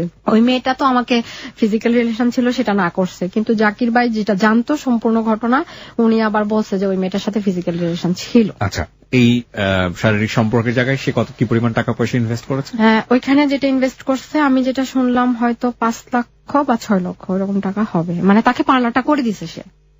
অদ্ভুত। আমি তো দেখতে পাচ্ছি যে এখানে মানে অন্যরকম এক রূপ, এক ভদ্রলোকের। এটা ভদ্রলোক না ভদ্রলোক আমি ঠিক কি বলবো বুঝি না। মানে এক ধরনের অন্য রকমের মানসিক সম্পর্ক, এবং সেখানে প্রচুর পরিমাণ অর্থ ব্যয়, এবং তারপরে সেই সম্পর্ক থেকে সরে আসা। But it is. আচ্ছা, ঠিক আছে। তারপরে হলো এটা, আমি করলাম কি, টোটালি তার সাথে যোগাযোগ বন্ধ করে দিলাম। কেন বন্ধ করলাম? বন্ধ করে দিলাম মানে আমি দেখতে যাচ্ছিলাম যে আমি যখন যোগাযোগটা বন্ধ করে দিব সে কি করে। আমি এখানে একটু আপনাকে থামাচ্ছি, আমি একটু নোট দিতে চাই, বিশেষ করে যারা মেয়ে বন্ধু শুনছেন আজকের এই হ্যালো ইট 920 এবং একসাথে ছেলে বন্ধুদের জন্য। Never try this in your personal life, never ever. আপনি যদি ভালো থাকেন, সেটা বয়ফ্রেন্ডের সঙ্গে হোক বা হাজবেন্ডের সঙ্গে হোক, একইভাবে ওয়াইফের সঙ্গে হোক বা গার্লফ্রেন্ডের সঙ্গে হোক, আপনি কখনোই সন্দেহের বশবর্তী হয়ে আপনার ওয়াইফ কারোর সাথে সম্পর্কিত কিনা সেটার জন্য এরকম ফেক বা কারো দ্বারা এক ধরনের অনেকেই করে থাকেন একটা সম্পর্ক তৈরি করা, আদৌ সেই ধরনের চরিত্রের কিনা, এবং হাজবেন্ডের ক্ষেত্রে ওয়াইফ অনেক সময় করে থাকেন। এই জিনিসটা কখনোই চেষ্টা করবেন না, কখনোই চেষ্টা করবেন না। কারণ প্রত্যেকটা মানুষের মধ্যেই কিছু না কিছু ফল্ট আছে, এবং স্বাভাবিকভাবেই ওই ফল্টগুলো যদি অন্য কোনো মানুষের মধ্যে না থাকে, মন অটোমেটিক্যালি তার প্রতি দুর্বল হয়ে যায়। তো সেই জায়গাটা থেকে নিজে ভালো থাকার জন্য কখনো এই ধরনের ট্রাই করা উচিত না। কারণ সত্যি সত্যি যদি দেখেন যে ওই ছেলেটার প্রতি যেভাবে আপনি ফেক হয়ে তাকে ট্রাই করছেন, তার প্রতি হয়তো আপনার স্ত্রী কিংবা আপনার হাজবেন্ড হয়তো বা দুর্বল হয়ে গেল, এবং এটাই হয়তো তার ফার্স্ট দুর্বল হওয়া, তখন আপনি কি ভালো থাকবেন? বা আপনি যেটা খুঁজে পেলেন সেটার বিনিময়ে আপনি যে কি সমাধান করবেন? সুতরাং ভালো থাকতেও অন্তত এই ধরনের চেষ্টা কোনোভাবেই করবেন না। বলুন। তো আমি একটা সম্পর্কে যখন যাচ্ছিলাম তখন আমি তার কাছে বারবারই মাপ চাইতাম, 1000বার বলতাম যে তুমি আমাকে, তখন আমার কাছে মনে হইতো সে যদি আমার লাইফ থেকে চলে যায় হয়তো আমি বাঁচবো না। কেন মনে হয়? হ্যাঁ, এটা আমার মনে হইতো, কারণ আমার তো ওই রিলেশনগুলি ভালো ছিল না, কন্টিনিউ ছিল না। বাট আমি তখন ডিপ্রেশন অনেক ফিল করতাম, তো আমার কাছে তার সম্পর্কটা অনেক দামি মনে হইতো। আমি তাকে বারবার পায়ে ধরতাম যে আমি তোমার পায়ে ধরি, তুমি আমাকে ছেড়ে যাও না। হ্যাঁ, আমাকে যখন আমার সাথে কন্টিনিউ না করবা আমাকে বলবা যে আমি আর পারতেছি না, এখানে স্টপ করা উচিত। ওই দিক দিয়ে আবার জাকির আমাকে এগুলি বলছে দেখা, জাকির তার রুম পার্টনার ছিল, তাকে ঘর থেকে বের করে দিচ্ছে। সে বাংলাদেশে আসছে, আসার পরে ও এখানে একটা ব্যাপার ছিল যেটা 8 লাখ টাকার একটা ফল্ট ছিল তার সাথে। আমি ওই ফ্লেক আইডির মেয়ে হয়ে আমি বলছি যে আমার এরকম প্রবলেম, পড়াশোনা করতেছি, বাবা মার সাথে এরকম হচ্ছে না, আমার একটা ছেলের সাথে বিয়ে ঠিক হয়েছে, তো ওই ছেলে তো আমাকে বিয়ে করবে, এখন তুমি যদি চাও তোমার সাথে আমি রিলেশনটা কন্টিনিউ করি, আমার মার ওই ছেলেটার সাথে এরকম টাকা পয়সা নিয়ে লেনদেন আছে, তুমি যদি এটা দিয়ে দাও আমাকে তাহলে এনাফ, ওটা করবে না। এখানে আরো অনেক কথা আসছে, অনেক সময় ধরে করেছেন সব। হ্যাঁ, যা করা। তো ফার্স্টে আসলে শুরু হয়েছিল এটা তাকে কাউন্টের জন্য, কিন্তু লাস্টে যেগুলি হয়েছে এগুলি অনেকটাই এতটাই আগায় গেছিলাম, না আসতে পারতেছিলাম না বন্ধ করতে পারতেছিলাম। ফেক আইডি থেকে ফেক আইডি থেকে। টাকা তো আলটিমেটলি আপনার কাছে আসছে। হ্যাঁ, আমার কাছে আসছে।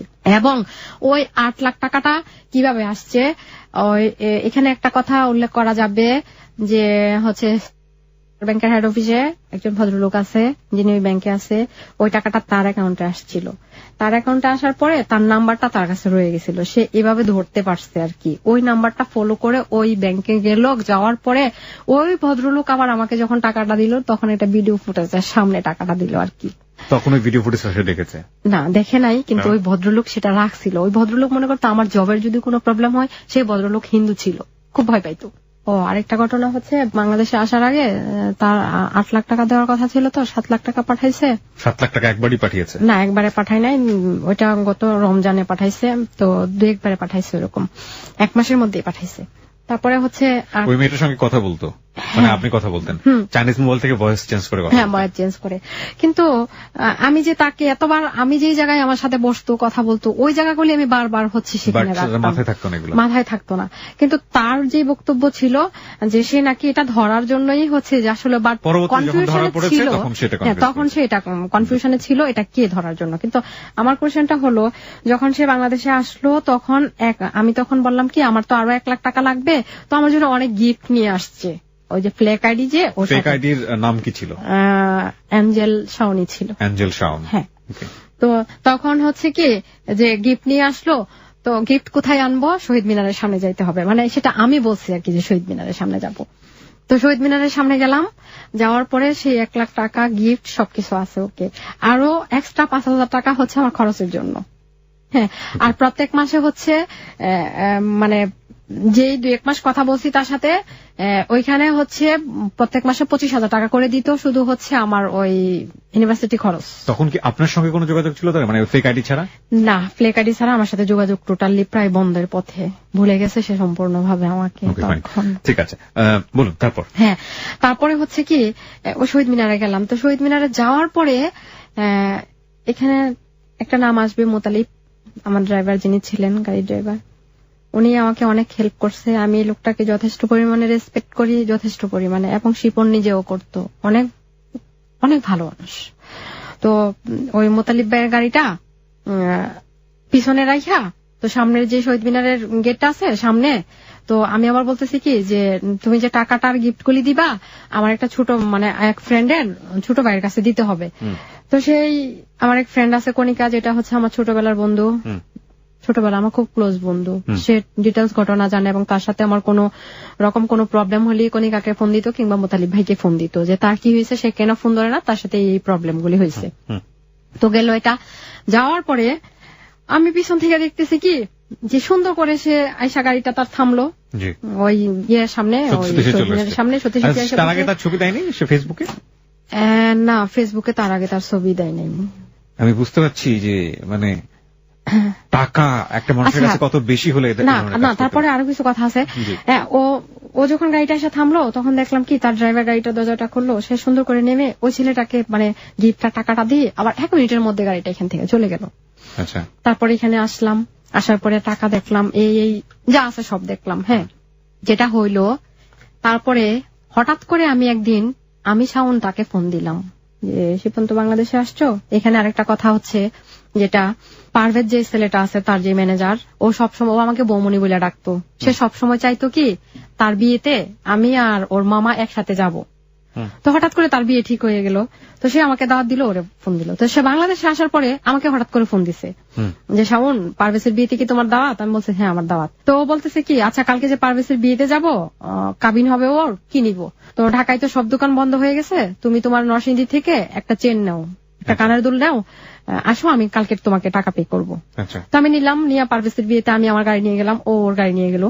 যাওয়ার পরে তার সাথে আমার সেই 3 মাস পরে কথা বা দেখা, আমার দেখি হঠাৎ করে বলতেছে তুমি তো অনেক চেঞ্জ হয়ে গেছো, অনেক কথা হয়েছে, চলে আসলাম।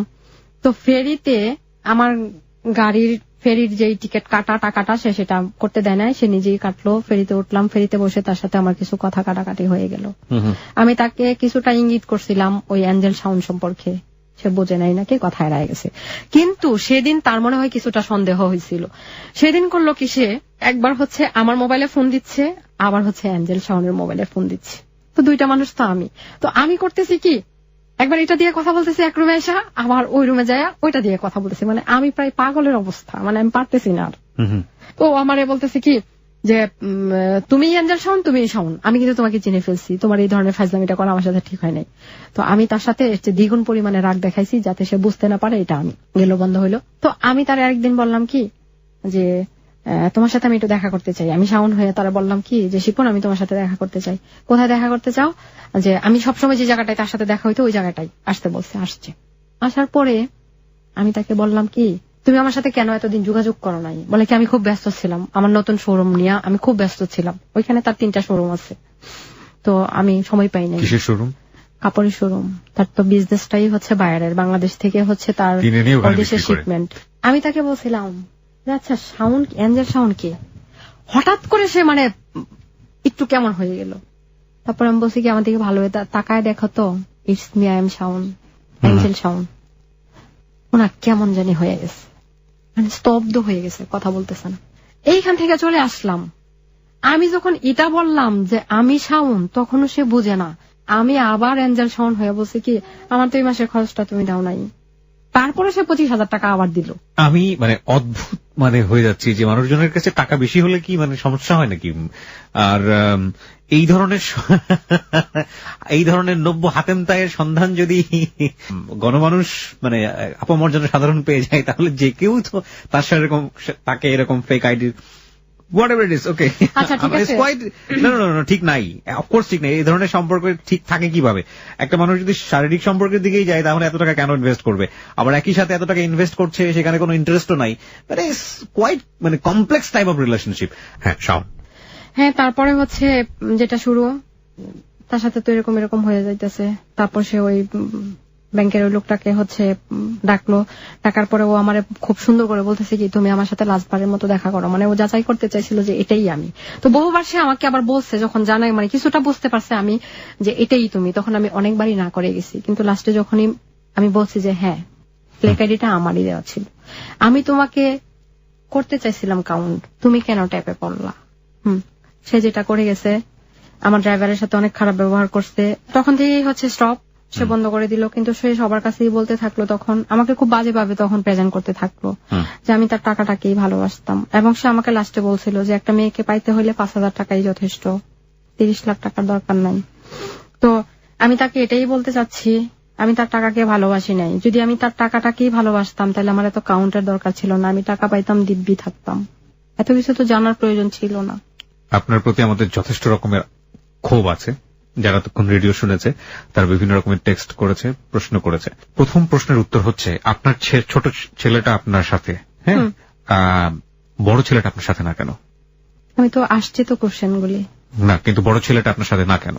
বড় ছেলে তো আপনার সবচেয়ে বেশি দরকার, ডাক্তার আপনাকে এটা বলেছে। হ্যাঁ, বড় ছেলেটা আমার সাথে না, এই জন্যই আমি তো আপনাকে বলছি, তখন থেকেই তো ফ্যামিলি মেম্বাররা বলতো যে হয়তো তার বাবা মার কোনো পাপের ফল ছিল এটা। এবং আমি আমার বড় ছেলেটাকে দেখতে যাইতাম, দেখতে যাওয়ার পরে দেখা গেছে কি আমি যখন খাওয়াইতাম তখন আমার শাশুড়ি বলতো আরে ওর খাওয়ানোটা হচ্ছে না, তাহলে আপনি নিয়ে আসলেন না? ওরা আমাকে দিবে না। বড় ছেলেকে দেয়নি আপনার? না, আমার ছোট ছেলেকে দিয়ে দিল। ওদের একটাই কথা, আমি আমার ছেলেকে আমার মতো করতে পারবো না। এখানে আরো কথা আছে, আমার শ্বশুর সব সময় বলতো যে একটাকে তো মা খাইছি, মাইরাই ফেলাইছি, আর ছোটটা আছে এরাও বেশি দিন থাকবে না, ওটারও খাই ফেলবে। তো ছোটটাকে তো রেখে দেওয়ার কথা, তাহলে ছোটটাকে রাখলো না? ছোটটাকে রাখে নাই, বড়টা অসুস্থ, বড়টাকে ওরাই টেক কেয়ার বেশি করতে পারবে, হয়তো আমি করতে পারবো না, তাদের ধারণাটা ছিল ওই রকম। তো ওই ধারণায় যদি তারা পোষণ করে থাকে যে আপনি ছোটটাকেও নষ্ট করে ফেলবেন, তাহলে ছোটটাকেও তো রেখে দেওয়ার কথা না? ছোটটাকে তো আমি দেই নাই। তো আপনার যদি সেই শক্তি থেকে থাকে যে আপনি দিবেন না, তাহলে বড়টাকেও আপনার দেওয়া উচিত। আমি বড়টাকে কিভাবে আনবো? তাকে আনতে হলে 2-3 লোক লাগবে, আমি তো একা উঠায় নিয়ে আসতে পারবো না। ছোটটাকে আপনি সামহাও চুরি করে বা যেভাবেই পারেন, না চুরি করে না, তাকে ধরে হাঁটায় নিয়ে আসছি, কিন্তু বড় ছেলেটাকে তো আমি একা আনতে পারবো না। বড় ছেলেটা আপনার কাছেই ছিল একটা সময়, মানে যখন আমি রাগ করে চলে আসছিলাম তখন আমার কাছে ছিল। যখন একটু ওদের সাথে একটু ভাব হইলো তখন আইসা একদিন আমার দেবর রাতের বেলা ওকে নিয়ে গেল যে আপনার কোনো প্রবলেম আছে? আমার যদি আমার বাবা মার কাছে থাকে আপনি যাবেন, আসবেন, দেখবেন। আমি বলছি না আমার কোনো প্রবলেম নেই। আমার ছেলেটাকে ঘুম থেকে উঠায় নিয়ে গেছে। আমি যদি এতটাই তাদের সাথে মিশতে না চাইতাম, চলতে না চাইতাম, তাহলে তো আমি তখনও দিতাম না। ফাইন। যেই লোকটার বউ আছে, যেই লোকটার বাচ্চা আছে সে কখনো কি আপনার স্বপ্ন দেখিয়েছে যে তার বউ বাচ্চা ছেড়ে আপনার সঙ্গে আলাদা করে না, সেটা কখনোই স্বপ্ন দেখেনি? স্বপ্ন না দেখালেও যে লোকটা আপনাকে বছরের পর বছর এরকম সাপোর্ট করে গেল, আপনি যে প্রতিষ্ঠানে কাজ করছেন সেটাও তার কন্ট্রিবিউশন। আমার প্রশ্নটা শেষ করতে দেন।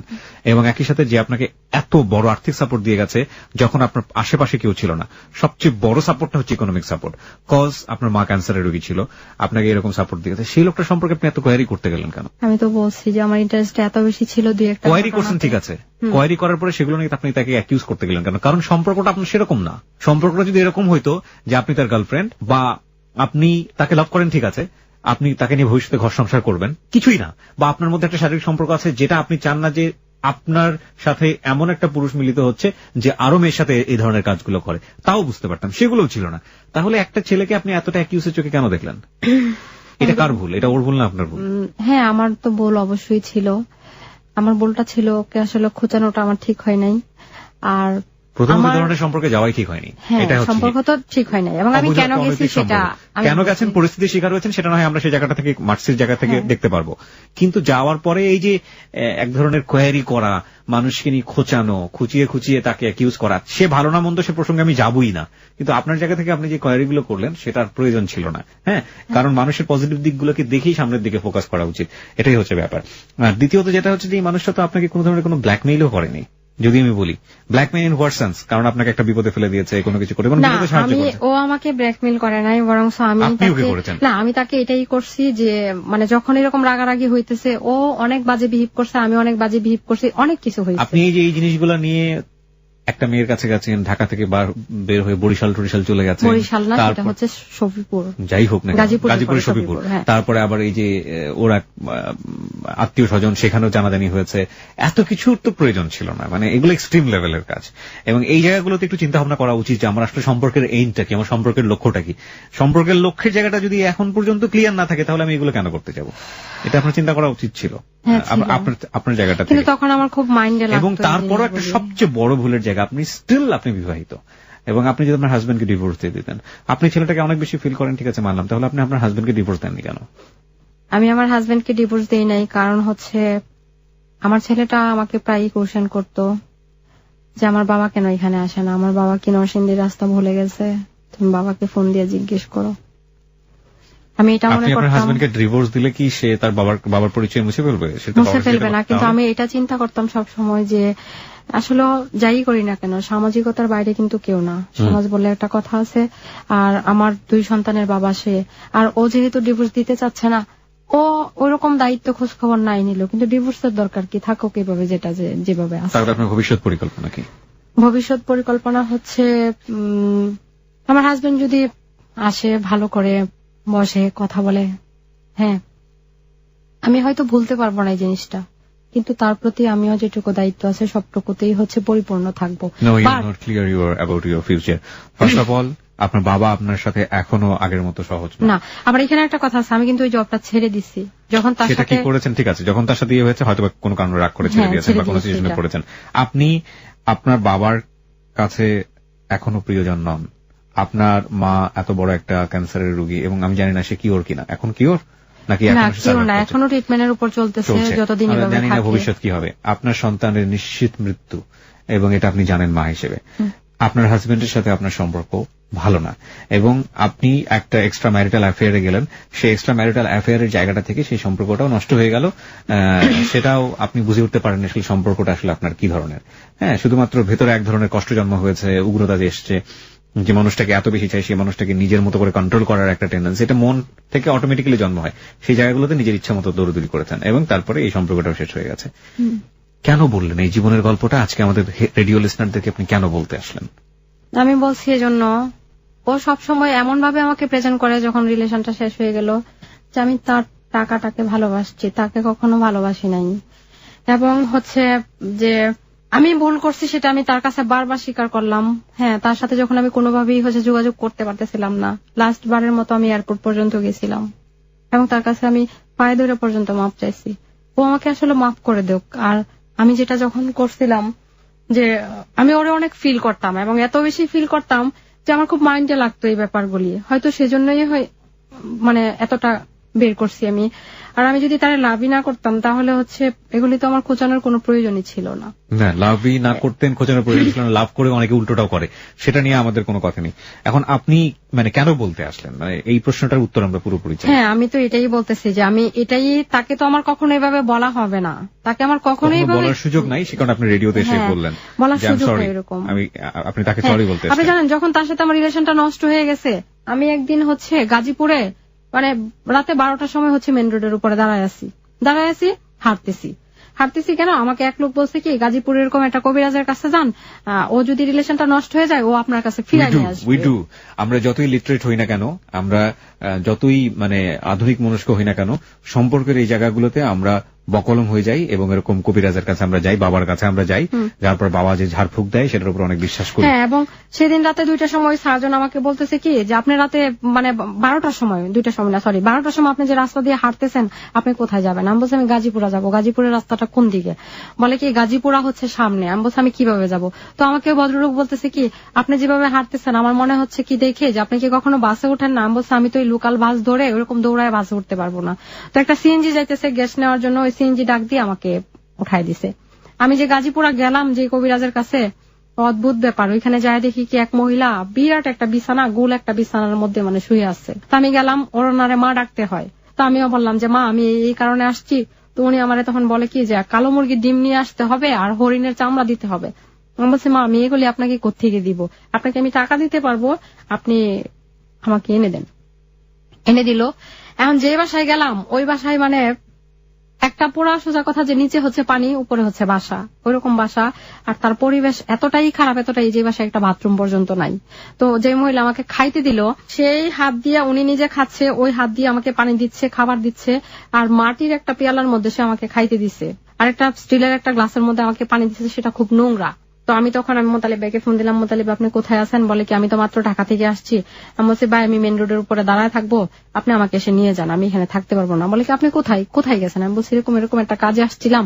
তখন আমি বলি নাই কোথায় গেছি, মানে ধরনের কাজকর্ম করে। হ্যাঁ অনেক করছি, কিছু বলার নাই, নাথিং টু সে।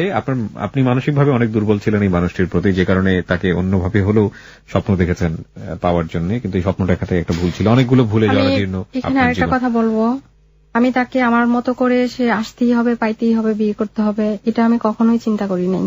হ্যাঁ, আমি জাস্ট তার কাছে শুধু এইটুকু চাইছিলাম সে আমার সাথে কথা বলতো। আমার সবসময় তখনই মনে হইতো ও যদি আমার সাথে কথা বলতো আমার ভালো লাগতো। মানে এই যে আমি ছেলেটার কাছে যাইতাম, বসতাম, কথা বলতাম, এই জিনিসগুলি হচ্ছে মানে অনেক শক্তি পাইতাম, মানে সাহস পাইতাম। সেই জিনিসগুলো সে আপনাকে দিয়েছিলই, কিন্তু আপনি সন্দেহ করে করে সেই জিনিসগুলো আপনি নষ্ট করেছেন। হ্যাঁ, আমি নষ্ট করেছি। যেহেতু আপনার সম্পর্কের আলটিমেটলি এর বেশি কিছু চাওয়ার ছিল না, তাহলে সে কি করছে না করছে তার ব্যক্তিগত জীবনে, এবং আমি তাকে বারবার বলছিলাম। ফাইন, এখানে আপনাকে নিয়ে আমার একটা কথা বলার আছে, কারণ শোর জায়গা থেকে যেহেতু হয়তো ভবিষ্যতে আপনি এই রেডিও শোটা শুনবেন, সেটা হচ্ছে ভাই আপনার টাকা কি অনেক বেশি হয়ে গেছে?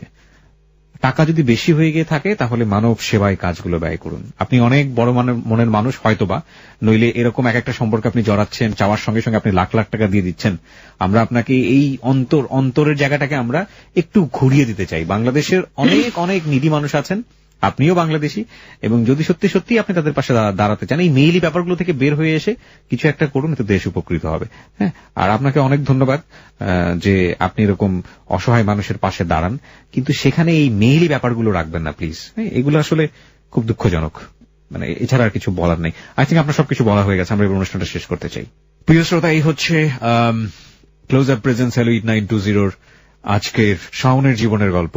আমরা আজকের মতো এখানেই শেষ করতে চাই। Of course it's a mysterious life story, একটু মনোযোগ দিয়ে শুনলে একটু অন্যরকমের ফ্লেভার পাওয়া যায়। সেটা হচ্ছে যে আমরা যদি শুধুমাত্র শাওনের জীবনটা নিয়ে চিন্তা করি, তাহলে তার জীবনে সুখের যে সন্ধানটি দিয়েছিল ওই হাঁসের ডিমের মতো আর কি। মানে হাঁস স্বর্ণের ডিম পারে, না জানি পেটের ভিতরে কত স্বর্ণ লুকোনো আছে, সুতরাং পুরো হাঁসটাকেই কেটে ফেললাম, এবং তারপর দেখা গেল যে আসলে ওরকম কিছু না। তো এটা অবশ্যই আমরা সাপোর্ট করি না, এটা এক ধরনের অন্যায় সম্পর্ক, কিন্তু যদি বিপদের বন্ধু হিসেবেও তাকে দেখে থাকি, যেটা সে দেখতো,